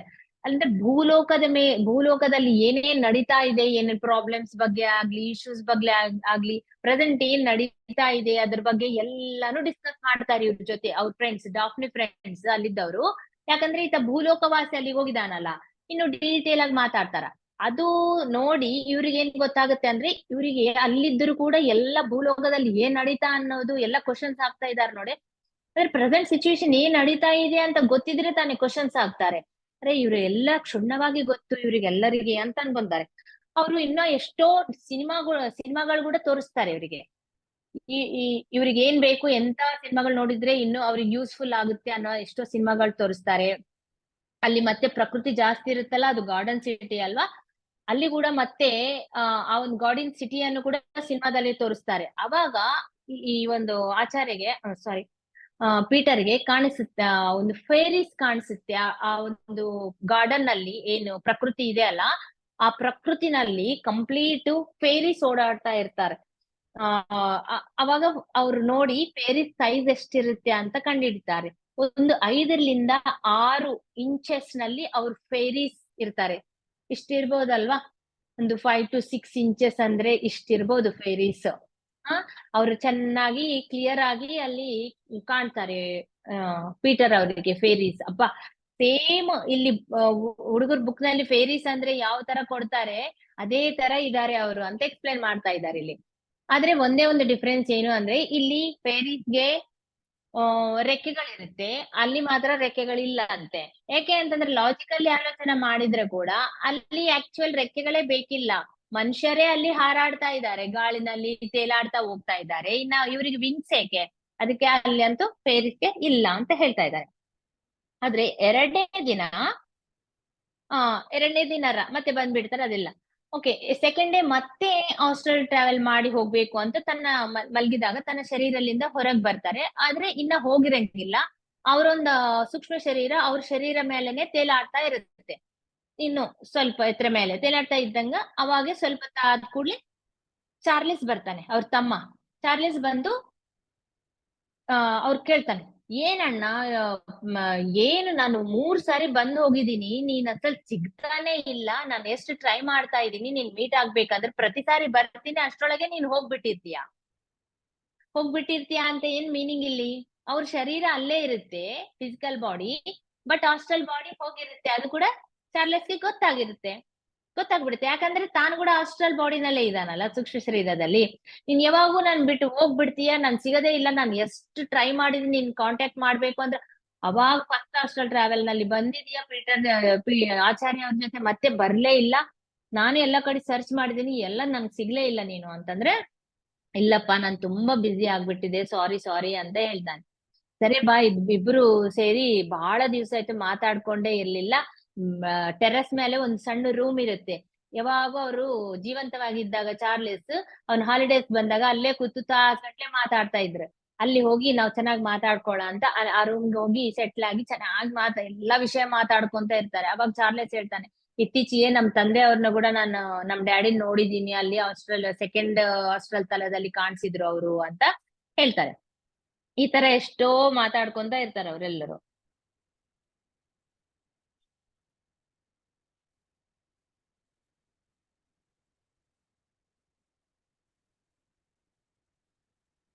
ಆದ್ರೆ ಇವರು ಪೀಟರ್ ಹೇಳ್ತಾನೆ, ಇವಾಗ ನನ್ಗ ಟೈಮ್ ಆಯ್ತು, ನನ್ನ ಶರೀರ ಎಚ್ಚರ ಆಗ್ತಾ ಇದೆ, ಅದಕ್ಕೆ ನಾನು ಹೋಗ್ಬಿಡ್ಬೇಕು. ಸರಿ, ಈಗ ನೀನು ಗುರುವಾರ ರಾತ್ರಿ ನೀನ್ ಬಾ, ಮತ್ತೆ ನಾವು ಮತ್ತೆ ಹೋಗೋಣ, ನಾನ್ ಡಾಫ್ನಿನ್ ನಿನ್ ಇಂಟ್ರೊಡ್ಯೂಸ್ ಮಾಡಿಸ್ತೀನಿ ಅಂತ ಹೇಳ್ತಾನೆ. ಕಂಪಲ್ಸರಿ ಬರ್ಬೇಕು ನೋಡು, ನಾನ್ ಡಾಫ್ನಿನ್ ನಿನ್ಗ ಪರಿಚಯ ಮಾಡಿಸ್ತೀನಿ ಅಂತ ಹೇಳ್ತಾನೆ. ಯಾಕಂದ್ರೆ ಆಕ್ಚುಲಿ ಚಾರ್ಲೆಸ್ಗೆ 1ನೇ ತಲದಲ್ಲಿ ಇರ್ತಾನಲ್ಲ, ಈ 2ನೇ 3ನೇ ತಲಕ್ಕೆ ಹೋಗೋದು ಅವರಿಗೆ ಒಂದು ಹೆಲ್ಪ್ ಬೇಕಾಗುತ್ತೆ. ಅವ್ರು ಇನ್ನೂ ಸೆಕೆಂಡ್ ಲೆವೆಲ್ಗೆ ಹೋಗಿರೋದಿಲ್ಲ. ಆದ್ರೆ ಇವ್ರು ಪೀಟರ್ ಅವ್ರೆಲ್ಲ ಕಲ್ತ್ಕೊಂಡ್ ಬಿಟ್ಟಿದ್ದಾರಲ್ಲ, ಆಚಾರ್ಯ ಅವ್ರು ಇವ್ರನ್ನ ಯಾವ ತರ ಕರ್ಕೊಂಡ್ ಹೋಗಿದಾರ ಕೈ ಹಿಡ್ಕೊಂಡು, ಆತರ ನಾನು ನಿನ್ ಕರ್ಕೊಂಡ್ ಹೋಗ್ತೀನಿ, 3ನೇ ತಲದಲ್ಲಿ ಇದ್ದಾಳೆ ಡಾಕ್ನಿ, ನಾನ್ ಪರಿಚಯ ಮಾಡಿಸ್ತೀನಿ ಅಂತ ಹೇಳಿದ್ರೆ ಓಕೆ ಸರಿ ಅಂತ ಬಾಯ್ ಅಂತ ಹೋಗ್ಬಿಡ್ತಾನೆ. ನೆಕ್ಸ್ಟ್ ಡೇ ಅದು ಗುರುವಾರ ರಾತ್ರಿ ಇವ್ರ ಸಲುವಾಗಿ ವೇಟ್ ಮಾಡ್ತಾ ಇರ್ತಾರೆ. ಯಾರು? ಚಾರ್ಲೆಸ್ ಅವ್ರ ತಮ್ಮನ್ಗೋಸ್ಕರ ಪೀಟರ್ ವೇಟ್ ಮಾಡ್ತಾ ಇರ್ತಾನೆ. ವೇಟ್ ಮಾಡ್ತಾ ಇದ್ರೆ ಕೂಡ ಅವ್ನು ಹೇಳಿದ ಟೈಮಿಗೆ ಇನ್ನೂ ಬರದೇ ಇಲ್ಲ. ಇನ್ನೂ ಸ್ವಲ್ಪ ಹೊತ್ತಾಗ್ಬಿಡುತ್ತೆ, ಇನ್ನೂ ಬರದೇ ಇಲ್ಲ. ಯಾಕೆ ಇವ್ನು ಲೇಟ್ ಮಾಡಿದ್ದಾನಪ್ಪ ಅಂತ ಅಲ್ಲೇ ತಚ್ಚಾಡ್ತಾ ಇರ್ತಾನೆ. ಅವಾಗ ಟೆನ್ಷನ್ ಆಗಿ ಚಾರ್ಲೆಸ್ ಬರ್ತಾನೆ. ಬಂದಿದ್ಮೇಲೆ ಅಣ್ಣ ಅಣ್ಣ ನಾನು ಬಹಳ ಲೇಟ್ ಆಗ್ಬಿಡ್ತಲ್ಲ, ಯಾಕೆ ಕಾರಣ ಏನಂತಂದ್ರೆ ಇವಾಗೆ ಇವಾಗೆ ನಾನು ನನ್ನ ಫ್ರೆಂಡ್ ಒಂದು ಮರಣ ಆಗ್ಬಿಟ್ಟಿದೆ. ಅವನು ಒಂದು ಅವಾಗ ಯುದ್ಧದ ಕಾಲ ಅಲ್ಲ, ಯುದ್ಧ ನಡೀತಾ ಇರುತ್ತೆ, ಸೆಕೆಂಡ್ ವರ್ಲ್ಡ್ ವಾರ್ ನಡೀತಾ ಇರುತ್ತೆ. ಅಲ್ಲಿ ಒಂದು ವಿಮಾನ ಆ ಸ್ಪಾಟ್ ನಲ್ಲಿ ಕ್ರಾಶ್ ಆಗ್ಬಿಟ್ಟು ನನ್ನ ಕ್ಲೋಸ್ ಫ್ರೆಂಡ್ ಅವನು ಸತ್ತೋಗ್ಬಿಟ್ಟಿದ್ದಾನೆ. ಅವನ ಹೆಸರು ಬಿಲ್ ಫ್ಲೆಚರ್ ಅಂತೆ. ಬಿಲ್ ಫ್ಲೆಚರ್ ನನ್ನ ಫ್ರೆಂಡ್, ಕ್ಲೋಸ್ ಫ್ರೆಂಡ್, ಅವ್ನ್ ಸತ್ತೋಗ್ಬಿಟ್ಟಿದ್ದಾನೆ, ನನ್ಗೆ ಹೆಲ್ಪ್ ಬೇಕು ಅರ್ಜೆಂಟ್, ಬಾ ನೀನ್ ಹೆಲ್ಪ್ ಮಾಡ್ತೀಯ ಅಂದ್ರೆ ಆಯ್ತು ಮಾಡ್ತೀನಿ ಅಂದ್ರೆ ಬಾ ಬೇಗ ಹೋಗೋಣ ಅಂತೇಳಿ ಇಬ್ರು ಕಲ್ತು ಹೋಗ್ಬಿಡ್ತಾರೆ. ಲಂಡನ್ಗೆ ಹೋಗೋಣ ಬಾ. ಆಕ್ಚುಲಿ ಅದು ಲಂಡನ್ ನಲ್ಲಿ ನಡೀತಾ ಇರುತ್ತಲ್ಲ ಯುದ್ಧ, ಅಲ್ಲಿಗೆ ಹೋಗ್ಬಿಡ್ತಾರೆ. ಅಲ್ಲಿಗೆ ಹೋದ ತಕ್ಷಣ ಅವ್ರ ಬಾಡಿ ಹತ್ರ ಹೋಗ್ತಾರೆ, ಬಿಲ್ ಫ್ಲೆಚರ್ ಬಾಡಿ ಹತ್ರ ಹೋಗ್ತಾರೆ. ಹೋಗಿದ್ಮೇಲೆ ಅಲ್ಲಿ ಆಲ್ರೆಡಿ ಮೂವರು ಆಸ್ಟ್ರೇಲಿಯಾ ಸಹಾಯಕರು ನಿಂತಿರ್ತಾರೆ. ಆದ್ರೆ ಅವ್ರಿಗೆ ಅಷ್ಟು ಅವಗಾಹನೆ ಇರೋದಿಲ್ಲ, ಎಕ್ಸ್ಪೀರಿಯನ್ಸ್ ಇರೋದಿಲ್ಲ. ಅವ್ರಿಗೆ ಏನ್ ಮಾಡ್ಬೇಕು ಅರ್ಥ ಆಗ್ತಾ ಇರೋದಿಲ್ಲ. ಇಂತ ಒಂದು ಸಿಚುವೇಶನ್ ನಲ್ಲಿ ಪ್ರತಿಯೊಂದು ಬೇರೆ ಬೇರೆ ಸಿಚುವೇಶನ್ಸ್ ಇರ್ತಾವಲ್ಲ, ಬೇರೆ ಬೇರೆ ಟೈಪ್ ಆಫ್ ಡೆತ್ ಇರ್ತಾವಲ್ಲ, ಪ್ರತಿಯೊಂದು ಸಿಚುವೇಶನ್ ನಲ್ಲಿ ಏನ್ ಮಾಡ್ಬೇಕು ಅಂತ ಅವ್ರಿಗೆ ಟ್ರೈನಿಂಗ್ ಕೊಡಲಾಗುತ್ತೆ. ಅವ್ರಿಗೆ ಈ ಸಿಚುವೇಶನ್ ಅಲ್ಲಿ ಏನ್ ಮಾಡ್ಬೇಕು ಅರ್ಥ ಆಗಿರಂಗಿಲ್ಲ. ಅವಾಗ ಇವ್ರು ಸಡನ್ ಆಗಿ ಇವ್ರು ಹೋಗ್ತಾರಲ್ಲ, ಇವ್ರು ಹಾಸ್ಟೆಲ್ ಬಾಡಿಲಿಂದ ಹೋದ ತಕ್ಷಣ ಅವ್ರಿಗೆ ಕಾಣಿಸುತ್ತೆ. ನೀವ್ ಹೆಲ್ಪ್ ಮಾಡಕ್ ಬಂದಿದ್ರಾ ಅಂದ್ರೆ ಹೌದು, ಬಹಳ ಖುಷಿ ಆಗ್ಬಿಡುತ್ತೆ ಅವರಿಗೆ, ಬನ್ನಿ ಬನ್ನಿ ಅಂತ. ಆಮೇಲೆ ಈ ಇಬ್ರು ಕಲ್ತು ಅವನ್ ಫ್ರೆಂಡ್ಗೆ ತನ್ನ ಈ ಒಂದು ಎತ್ರಿಕ್ ಶರೀರ ಬಿಡುಗಡೆ ಮಾಡ್ಕೋಬೇಕು ಅಂತ ಹೇಳಿ ತಾನು ಇವ್ರು ಸಂಕಲ್ಪ ಮಾಡಿದರೆ ಆಗೋದಿಲ್ಲ. ಅದು ಸ್ವಯಂ ಅವರು ಸಂಕಲ್ಪ ಮಾಡುವ ಹಾಗೆ ಅವರಿಗೆ ಪ್ರೇರಣೆ ಕೊಡಬೇಕು, ಸಮಜಾಯಿಸ್ಬೇಕು, ಪರಿಸ್ಥಿತಿಯನ್ನು ವಿವರಣೆ ಮಾಡ್ಬೇಕಾಗುತ್ತೆ. 2 ತಾಸು ಕಷ್ಟ ಬೀಳ್ತಾರೆ ಅವರು ಆ ಒಂದು ವಿಷಯ ಹೇಳಿ ತನ್ನ ಸ್ವಯಂವಾಗಿ ಸಂಕಲ್ಪಿಸಗೋಸ್ಕರ. ಆ ಒಂದು ಬಿಲ್ ಫ್ಲೆಚರ್ ಏನಿದಾನಲ್ಲ, ತಾನು ಸ್ವಯಂವಾಗಿ ಸಂಕಲ್ಪ ಮಾಡ್ಬೇಕು ಅಂತ ಇವರು ಪ್ರೇರಣೆ ಕೊಡೋದು 2 ತಾಸು ಮಾಡ್ತಾರೆ. ಅವಾಗ ತಾನು ಸಂಕಲ್ಪ ಮಾಡ್ಕೊಂಡು ಆ ಒಂದು ಎತ್ರಿಕ್ ಬಾಡಿಯನ್ನು ಬಿಟ್ಟ ತಕ್ಷಣ ಮನುಷ್ಯನೇ ಬೇರೆ ರೂಪಕ್ಕೆ ಕಾಣ್ಬಿಡುತ್ತೆ, ಫುಲ್ ಚೇಂಜ್ ಆಗ್ಬಿಡ್ತಾನೆ, ಬೇರೆ ಮನುಷ್ಯ ಆಗನೆ ಆತ ಪರಿವರ್ತನೆ ಆಗ್ಬಿಡ್ತಾನೆ. ಸರಿ ಚೆನ್ನಾಗಾಯ್ತು ಬಿಡು ಇವಾಗ ಅಂತೇಳಿ ಎಲ್ಲರೂ ಕಲ್ತು ನಿಮ್ ಮನೆಗೆ ಹೋಗೋಣ ಬಾ ಫಸ್ಟ್, ಅಲ್ಲಿ ಕೆಲ್ಸ ಇದೆ ಅಂತ ಆ ಒಂದು ಬಿಲ್ ಫ್ಲೆಚರ್ ನ ಕರ್ಕೊಂಡು ಅವ್ರ ಮನೆಗೆ ಹೋಗ್ತಾರೆ. ಮನೆಗೆ ಹೋಗಿದ್ದಾಗ ಒಳಗೆ ಹೋಗ್ಬಿಡ್ತಾರೆ. ಹೋಗಿದ್ದಾಗ ಅಲ್ಲಿ ಮಂಚದ ಮೇಲೆ ಅವ್ರ ಹೆಂಡತಿ ಮಲಗಿರ್ತಾಳೆ. ಅವಳು ಬಹಳ ಸುಂದರವಾಗಿರ್ತಾಳೆ, ಒಂದು ಯುವತಿಯ ಸಣ್ಣ ಏಜ್, ಇದೆಲ್ಲ ಸಣ್ಣ ಏಜ್ ಇರುತ್ತೆ. ಇವಾಗ ಚಾರ್ಲಿದ್ದು ಸಣ್ಣ ಏಜೆ, ಅವ್ರ ಫ್ರೆಂಡ್ ಸಣ್ಣ ಏಜೆ, ಅವ್ರ ಹೆಂಡತಿದು ಸಣ್ಣ ಏಜ್ ಇರುತ್ತಲ್ವಾ. ಅಯ್ಯಯ್ಯೋ ಇಷ್ಟು ಸಣ್ಣ ಏಜ್ ನಲ್ಲಿ ಪಾಪ ಇದು ಕಷ್ಟ ಬಂತಲ್ಲ ಈ ತರ ಅನ್ಕೊಂಡು, ಸರಿ ಇವಾಗ ಏನ್ ಮಾಡ್ಬೇಕು, ಇವಳಿಗೆ ಟ್ರೈನ್ ಮಾಡ್ಬೇಕು. ಬೆಳಿಗ್ಗೆ ಎದ್ದ ತಕ್ಷಣ ಆ ಒಂದು ಇನ್ಫಾರ್ಮೇಶನ್ ಅವಳಿಗೆ ಸಿಕ್ಬಿಡುತ್ತೆ, ನಿನ್ ಗಂಡ ತೀರ್ಕೊಂಡ್ ಬಿಟ್ಟಿದ್ದಾನೆ ಅಂತೆ. ಅವಾಗ ಶಾಕ್ ಆಗ್ಬಿಡ್ತಾಳೆ. ಅದಕ್ಕಿಂತ ಮುಂಚಿತವಾಗಿ ನಾವು ಮೆಂಟಲ್ ಆಗಿ ಇವಳ ಪ್ರಿಪೇರ್ ಮಾಡ್ಬೇಕು ಅಂತ ಅಲ್ಲಿ ನಿದ್ದೆನಲ್ಲಿದ್ದಾಗನೆ ಆ ಒಂದು ಯುವತಿಗೆ, ಆ ಸುಂದರವಾಗಿ ಯುವತಿ ಮಲಗಿರ್ತಾಳಲ್ಲ, ನಿದ್ದೆನಲ್ಲಿದ್ದಾಗನೆ ಅಲ್ಲಿ ಅವಳು ಏನ್ ಮಾಡಿದ್ರೆ ಮೆಂಟಲಿ ಅವಳು ಸ್ಟೆಬಿಲ್ ಆಗಿ ಇರ್ತಾಳ ಅಂತೇಳಿ ಅದೆಲ್ಲ ಮಾಡಿ ಹೊರಗೆ ಬಂದ್ಬಿಡ್ತಾರೆ. ಆದ್ರೆ ಇವರು ಚಾರ್ಲೆಸ್ ಹೇಳ್ತಾರೆ, ಅಣ್ಣ ನೀನು ಹೋದ್ರೆ ಹೋಗು, ನಾನು ಇವ್ರ ಜೊತೆನೆ ಸ್ವಲ್ಪ ಹೊತ್ತು, ನನ್ನ ಫ್ರೆಂಡ್ ಜೊತೆನೆ ಇರ್ತೀನಿ, ನಾನು ಸ್ವಲ್ಪ ಹೊತ್ತು ಇವರಿಗೆ ಸ್ವಲ್ಪ ನಾನು ಕಂಪನಿ ಕೊಡ್ತೀನಿ, ಬಹಳ ಹೆದರ್ಕೊಂಡ್ ಬಿಟ್ಟಿದ್ದಾನೆ ಅಂತ ಹೇಳ್ತಾರೆ. ಸರಿ ಅಂತ ಈ ಪೀಟರ್ ಅವ್ರು ಏನ್ ಮಾಡ್ತಾರೆ ಅಂತಂದ್ರೆ, ಈ ಒಂದು ಘಟನೆ ಏನ್ ನಡೆದಿದೆ ಆ ಒಂದು ಸ್ಪಾಟಿಗೆ ಹೋಗ್ತೀನಿ, ಇನ್ನ ಯಾರಿಗಾದ್ರೂ ಹೆಲ್ಪ್ ಬೇಕೇನೋ ನಾನ್ ನೋಡ್ತೀನಿ ಅಂತ ಅಲ್ಲಿಗೆ ಹೋಗ್ಬಿಡ್ತಾರೆ. ಅಲ್ಲಿಗೆ ಹೋಗಿ ನೋಡಿದ್ರೆ ಒಂದು ಆಂಬುಲೆನ್ಸ್ ಹೋಗ್ತಾ ಇರ್ತದ. ಇವ್ರು ಹೋಗ್ತಾ ಇದ್ದಾಗೆ ಇವ್ರ ಮೇಲಿಂದ ಅದು ಆಂಬುಲೆನ್ಸ್ ಪಾಸ್ ಆಗ್ಬಿಡ್ತದ, ಪೀಟರ್ ಮೇಲಿಂದಾನೆ ಆಂಬುಲೆನ್ಸ್ ಪಾಸ್ ಆಗ್ಬಿಡ್ತದ, ಬಹಳ ಫಾಸ್ಟ್ ಹೋಗ್ತಾ ಇರ್ತದಲ್ಲ.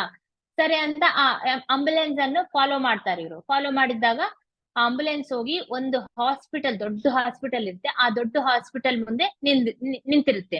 ಇದೆಲ್ಲ ಭೂಲೋಕದಲ್ಲಿ ಆಗ್ತಾ ಇದೆ, ಭೂಪ್ರಪಂಚದಲ್ಲಿ ಆಗ್ತಾ ಇದೆ. ಸೊ ದೊಡ್ಡ ಹಾಸ್ಪಿಟಲ್ ಮುಂದೆ ಆಂಬುಲೆನ್ಸ್ ನಿಂತಿರ್ತದೆ.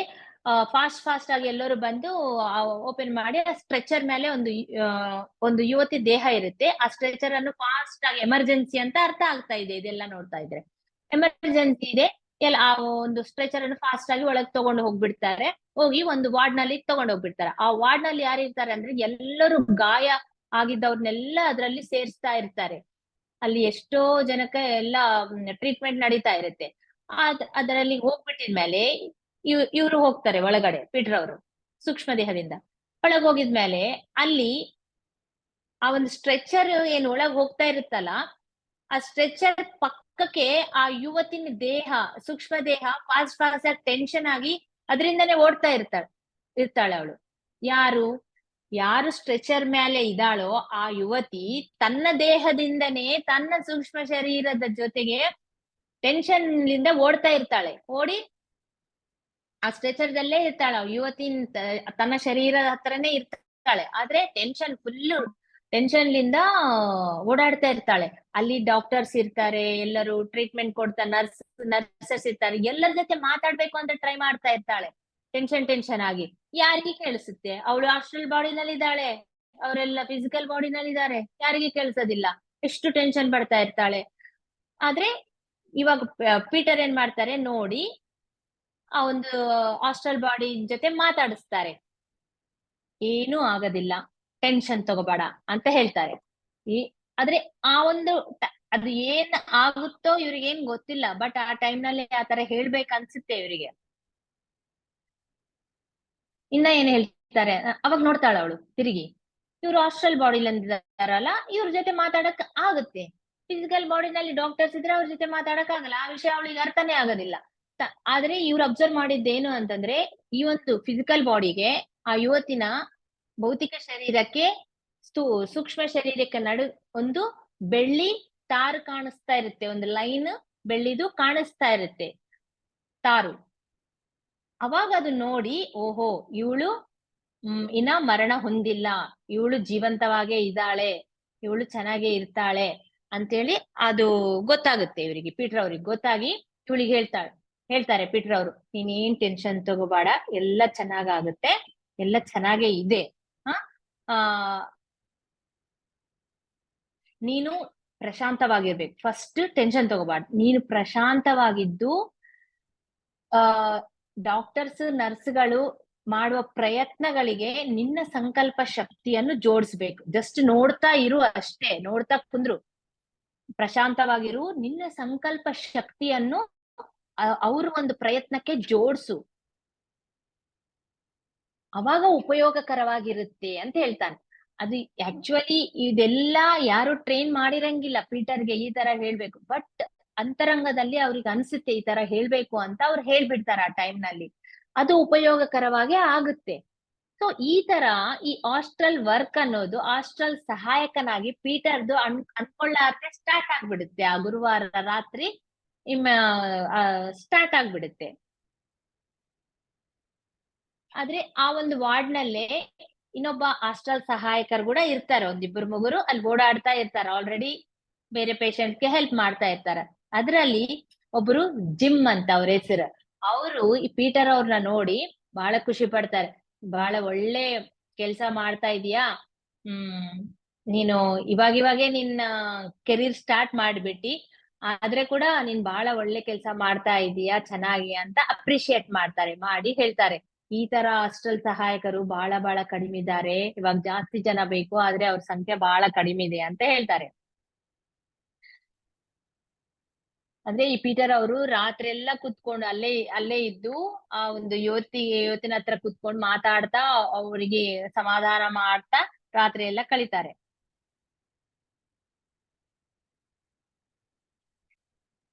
ಆಮೇಲೆ ನೆಕ್ಸ್ಟ್ ಡೇ ನೈಟ್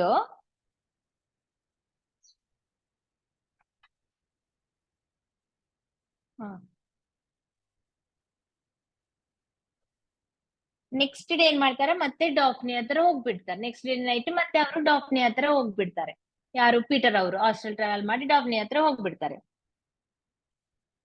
ಹೋಗಿ ಎಲ್ಲಿ ಮೀಟ್ ಆಗ್ತಾರೆ ಅಂದ್ರೆ ಅಕಾಡೆಮಿನಲ್ಲೇ ಅವಳು ಕೂತ್ ವರ್ಕ್ ಮಾಡ್ಕೊಂತ ಇರ್ತಾಳೆ, ಅಲ್ಲೇ ಹೋಗಿ ಮೀಟ್ ಆಗ್ತಾರೆ. ಮೀಟ್ ಆಗಿದ್ಮೇಲೆ ಇಬ್ರು ಹೊರಗಡೆ ಬರ್ತಾರೆ, ಬಿಲ್ಡಿಂಗ್ ಲಿಂದ ಹೊರಗಡೆ ಬಂದು ಏನ್ ಅನ್ಕೊಂತಾರೆ, ಡಾಫ್ನಿಗೆ ಏನ್ ಹೇಳ್ತಾನೆ ಪೀಟರ್ ಅಂತಂದ್ರೆ, ನೀನು 3ನೇ ತಲದಲ್ಲಿ ಇದೆಯಲ್ಲ, ನಾನ್ ನಿನ್ಗೆ ಬೇರೆ ತಲ ಕೂಡ ತೋರಿಸ್ತೀನಿ, 4ನೇ ತಲ, 5ನೇ ತಲ, 6ನೇ ತಲ ಅವೆಲ್ಲ ತೋರಿಸ್ತೀನಿ. ಯಾಕಂದ್ರೆ ಸೆಲ್ಫ್ ತನಗೆ ಹೋಗಕ್ ಆಗೋದಿಲ್ಲ, ಇನ್ನು ಆ ಟ್ರೈನಿಂಗ್ ಅವಳಿಗೆ ಆಗೋದಿಲ್ಲ, ಗೊತ್ತಿರಂಗಿಲ್ಲ.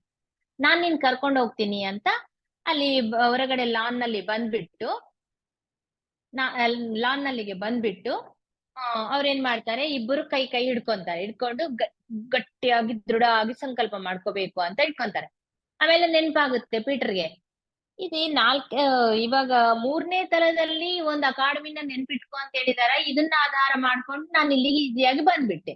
4ನೇ ತಲದಲ್ಲಿ ಏನ್ ಹೇಳ್ತಾರ ಅವ್ರು ಪೀಟರ್, ಪ್ರತಿಯೊಂದು ತಲದಲ್ಲಿ ಒಂದು ಪ್ರದೇಶವನ್ನು ಕರೆಕ್ಟ್ ಆಗಿ ನೆನ್ಪಿಟ್ಕೋ, ಇಲ್ಲಿ ತಲೆಯಲ್ಲಿ ಫೀಡ್ ಮಾಡ್ಕೋ, ಆ ಒಂದು ಚಿತ್ರವನ್ನು ಕಣ್ಮುಂದೆ ತಂದ್ಕೊಂಡು ಗಟ್ಟಿಯಾಗಿ ಸಂಕಲ್ಪ ಮಾಡಿದ್ರೆ ಆ ಪ್ಲೇಸಿಗೆ, ಆ ಒಂದು ತಲಕ್ಕೆ ಹೋಗ್ಬಿಡ್ತೀನಿ ಅಂತ ಹೇಳಿದ್ದಾರೆ. 4ನೇ ತಲದಲ್ಲಿ ಯಾವ ಪ್ಲೇಸ್ ಇವರಿಗೆ ಗೊತ್ತಿರಂಗಿಲ್ಲ, ನೋಡಿರಂಗಿಲ್ಲ ಇವರು ಕೂಡ, ಇನ್ನ ಪೀಟರ್ ಯಾವ್ದು ನೆನ್ಪಿಟ್ಕೊಂಡಿರಂಗಿಲ್ಲ. ಏನ್ ಮಾಡ್ಬೇಕು ಅಂತ ಸರಿ ಅಂತೇಳಿ, ನಾನ್ ಹೋಗ್ಬೇಕು ಅಂತ ದೃಢವಾಗಿ ಸಂಕಲ್ಪ ಮಾಡ್ಕೊಂತಾರೆ ಇಬ್ರು ಕೈ ಕೈ ಹಿಡ್ಕೊಂಡು. ಆದ್ರೆ ಕಣ್ ತೆಗ್ದು ನೋಡಿದ್ರೆ ಅವ್ರು ಅಲ್ಲೇ ಇರ್ತಾರೆ, ಎಲ್ಲಿಗೂ ಹೋಗೋದಿಲ್ಲ. ಅರೆ ತಪ್ಪು ಮಾಡ್ಬಿಟ್ನಲ್ಲ, ನಾನು ಅಟ್ಲೀಸ್ಟ್ ಆಚಾರ್ಯ ಅವರ ಒಂದು ಫಿಗರ್ ಅನ್ನು, ಒಂದು ಹಾಸ್ಟೆಲ್ ರೂಪವನ್ನು ನಾನು ತಯಾರು ಮಾಡ್ಕೊಂಡು ಅವ್ರ ಜೊತೆಯನ್ನ ಹೋಗ್ಬೇಕಾಗಿತ್ತು ಅಂತ ಯೋಚನೆ ಮಾಡ್ತಾ ಇದ್ದಂಗನೆ ಹಿಂದಿಂದ ಹೋಗುವ ಒಂದು ಕಿಕ್ ಕಿಕ್ ಅಂತ ಒಂದು ನಗು ಕೇಳಿಸುತ್ತೆ. ಅದು ತಿರುಗಿ ನೋಡಿದ್ರೆ ಆಚಾರ್ಯ ಅವರು ಬಂದ್ಬಿಟ್ಟಿರ್ತಾರೆ. ಅವ್ರು ಹೇಳ್ತಾರಲ್ಲ, ನಾನು ಹೆಲ್ಪ್ ಸಲುವಾಗಿ ನಿಂಗೆ ಬಂದೇ ಬರ್ತೀನಿ ಅಂತ.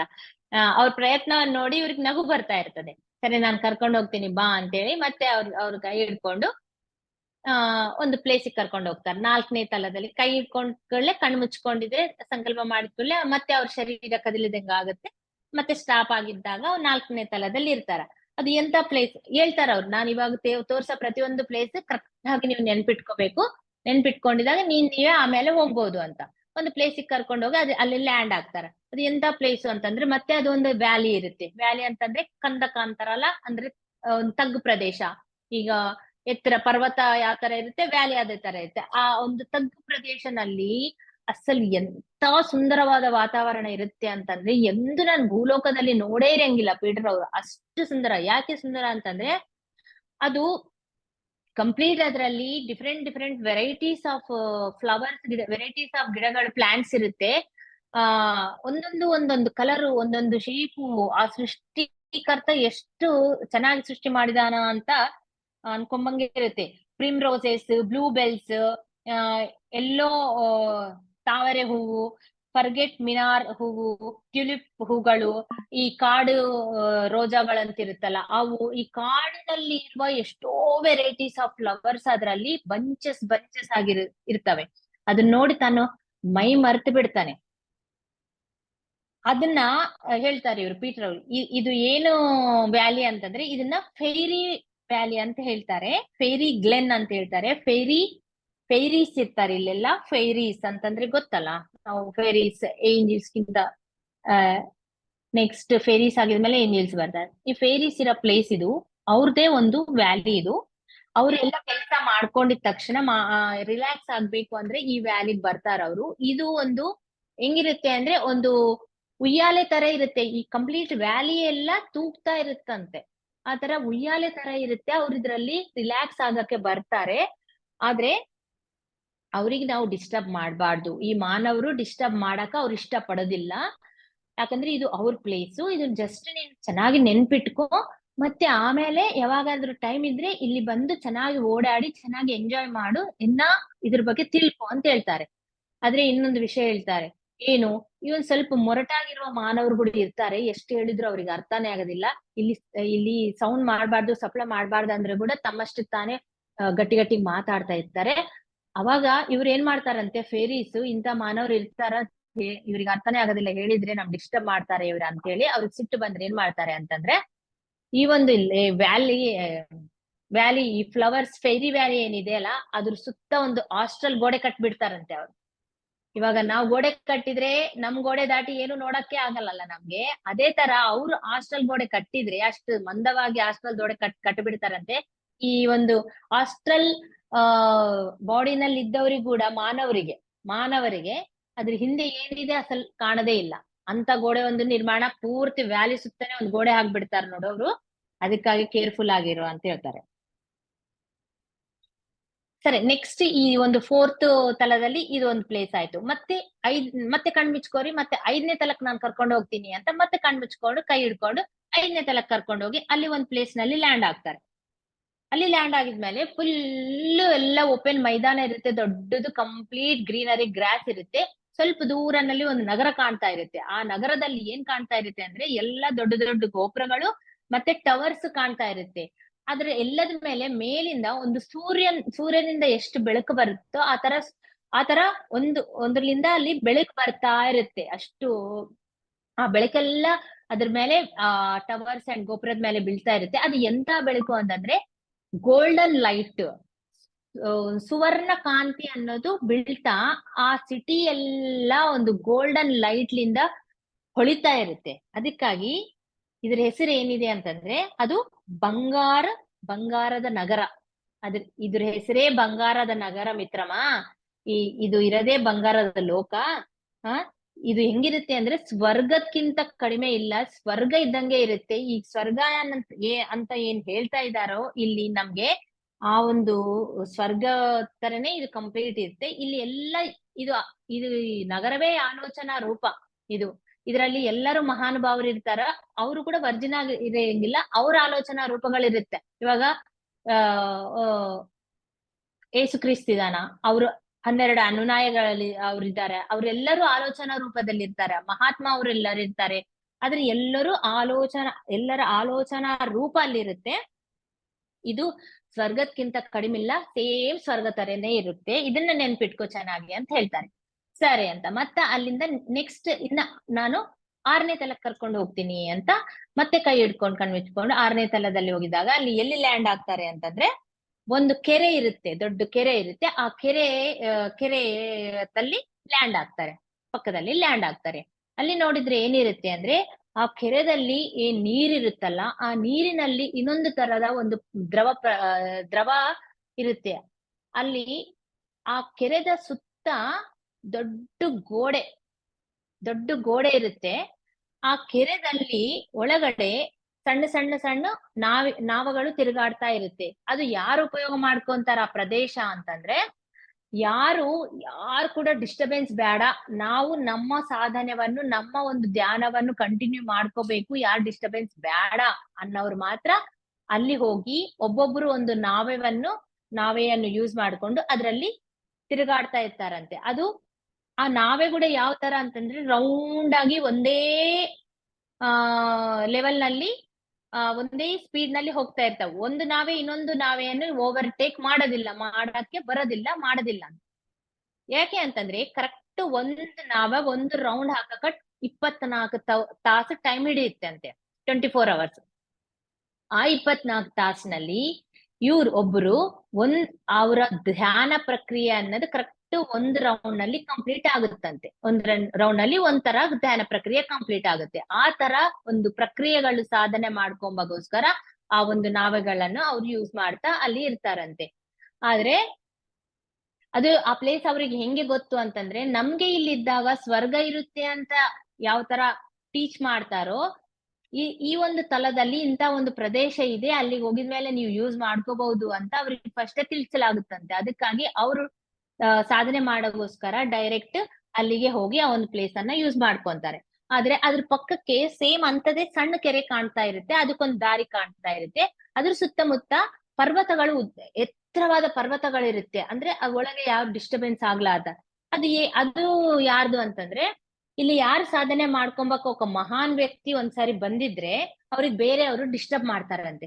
ಅವ್ರು ತಪಸ್ಸಿನಲ್ಲಿದ್ದಾಗ ಡಿಸ್ಟರ್ಬ್ ಮಾಡಿದ್ರೆ ಏನಾಗುತ್ತೆ, ಅವ್ರಿಗೆ ಸಿಟ್ಟು ಬಂದು ಈ ತರ ಇದ್ರೆ ನಂಗೆ ಡಿಸ್ಟರ್ಬೆನ್ಸ್ ಇದ್ರೆ ಸರಿ ಅಲ್ಲ ಅಂತ ಹೇಳಿ ತಮ್ಮ ಒಂದು ಏಕಾಗ್ರತೆಯಿಂದ, ತಮ್ಮ ಒಂದು ತಪೋಶಕ್ತಿಯಿಂದ, ತಮ್ಮ ಒಂದು ಸಂಕಲ್ಪ ಶಕ್ತಿಯಿಂದ ದೃಢವಾಗಿ ಅವ್ರು ಆ ಟೈಮ್ ನಲ್ಲಿ ಅವ್ರ ಮನಸ್ಸಿನಲ್ಲಿ ಎಷ್ಟು ಎಷ್ಟು ದೃಢವಾಗಿ ಸಂಕಲ್ಪ ಬರುತ್ತೆ ಅಂತಂದ್ರೆ, ನನ್ಗೆ ಯಾರು ಡಿಸ್ಟರ್ಬ್ ಮಾಡ್ಬಾರ್ದು ಅಂದ್ರೆ ನನ್ಗೆ ಒಂದು ಸೆಪರೇಟ್ ಕೆರೆ ಬೇಕು ಅಂತ ಅವರು ದೃಢವಾಗಿ ಅನ್ಕೊಂಡಿದ್ದಾಗ ಏನಾಗುತ್ತೆ, ಪಕ್ಕಕ್ಕೆ ಇನ್ನೊಂದು ಸಣ್ಣ ಕೆರೆ ಕ್ರಿಯೇಟ್ ಆಗಿ ಅದರಲ್ಲಿ ಕೂಡ ಸೇಮ್ ಅದೇ ತರ ನೀರು, ಅದೇ ತರ ದ್ರವ ಇದ್ದು ಅವರು ಸೆಪರೇಟ್ ತಮ್ಮ ಸಲುವಾಗಿ ಒಂದು ಕೆರೆಯನ್ನು ಸೃಷ್ಟಿ ಮಾಡ್ಕೊಂಡು ಅದರಲ್ಲಿ ಸಾಧನೆ ಮಾಡ್ತಾರಂತೆ.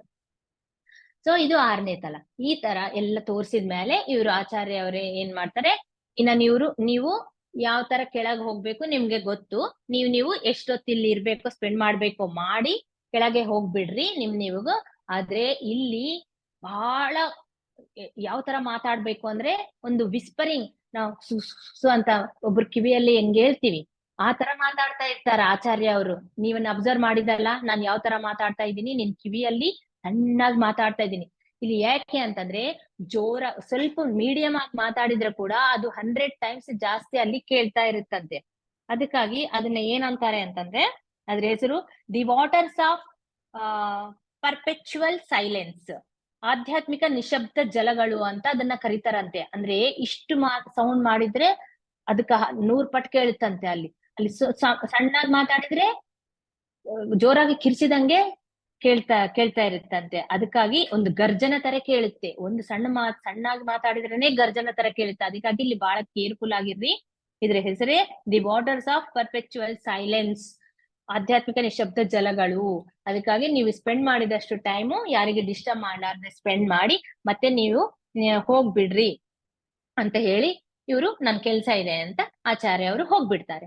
ಆದ್ರೆ ನೆಕ್ಸ್ಟ್ ಇವ್ರು ಹೋಗಕ್ಕೆ ಇವ್ರಿಗೆ ಬರುತ್ತೋ ಇಲ್ಲೋ, ಮತ್ತೆ ಅಲ್ಲೇ ಇದ್ದು ಬಿಡ್ತಾರೋ, ಏನ್ ಮಾಡ್ತಾರ ಅಲ್ಲಿ ಅನ್ನೋದು ನಾವು ನಾಳಿನ ಒಂದು ಭಾಗದಲ್ಲಿ ತಿಳ್ಕೊಂಬೋಣ. ಈ ಒಂದು ನಮ್ಗೆ ಜ್ಞಾನವನ್ನು ತಿಳಿಸಿಕೊಟ್ಟಿರುವ ಎಲ್ಲ ಗುರುಗಳಿಗೆ ನಮ್ಮ ಹೃದಯಪೂರ್ವಕವಾಗಿ ಧನ್ಯವಾದಗಳು ತಿಳಿಸುತ್ತಾ, ನಾಳೆ ಎಲ್ಲರಿಗೆ ಭೇಟಿ ಆಗೋಣ. ಮತ್ತೆ ಅಲ್ಲಿವರೆಗೂ ಧನ್ಯವಾದಗಳು. Thank you very much.